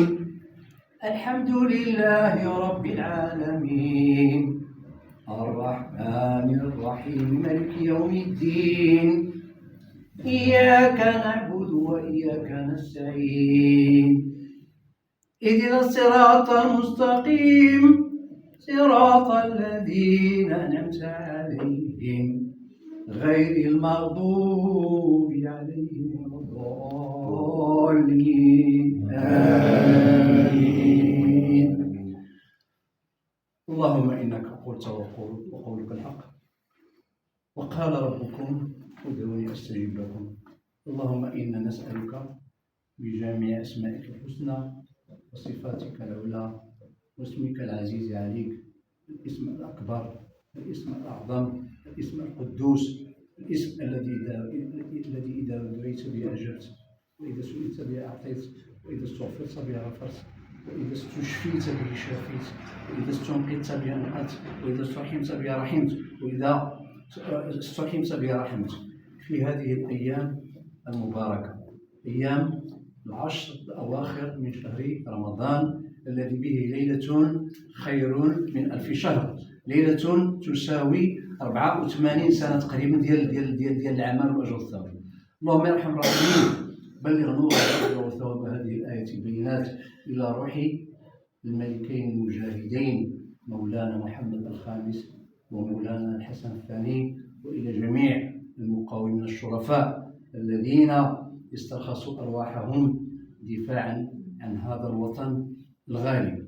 اللهم يا أرحم الراحمين مولانا محمد السادس عاهلنا، اللهم اشفه شفاء تاما كاملا لا يغادر سقما. اللهم ارجع له صحته وعافيته يا ارحم الراحمين، واكر عينه بولي عهده الامير المولى الحسن والاميره الجليله خديجه وبباقي اسرته الشريفه.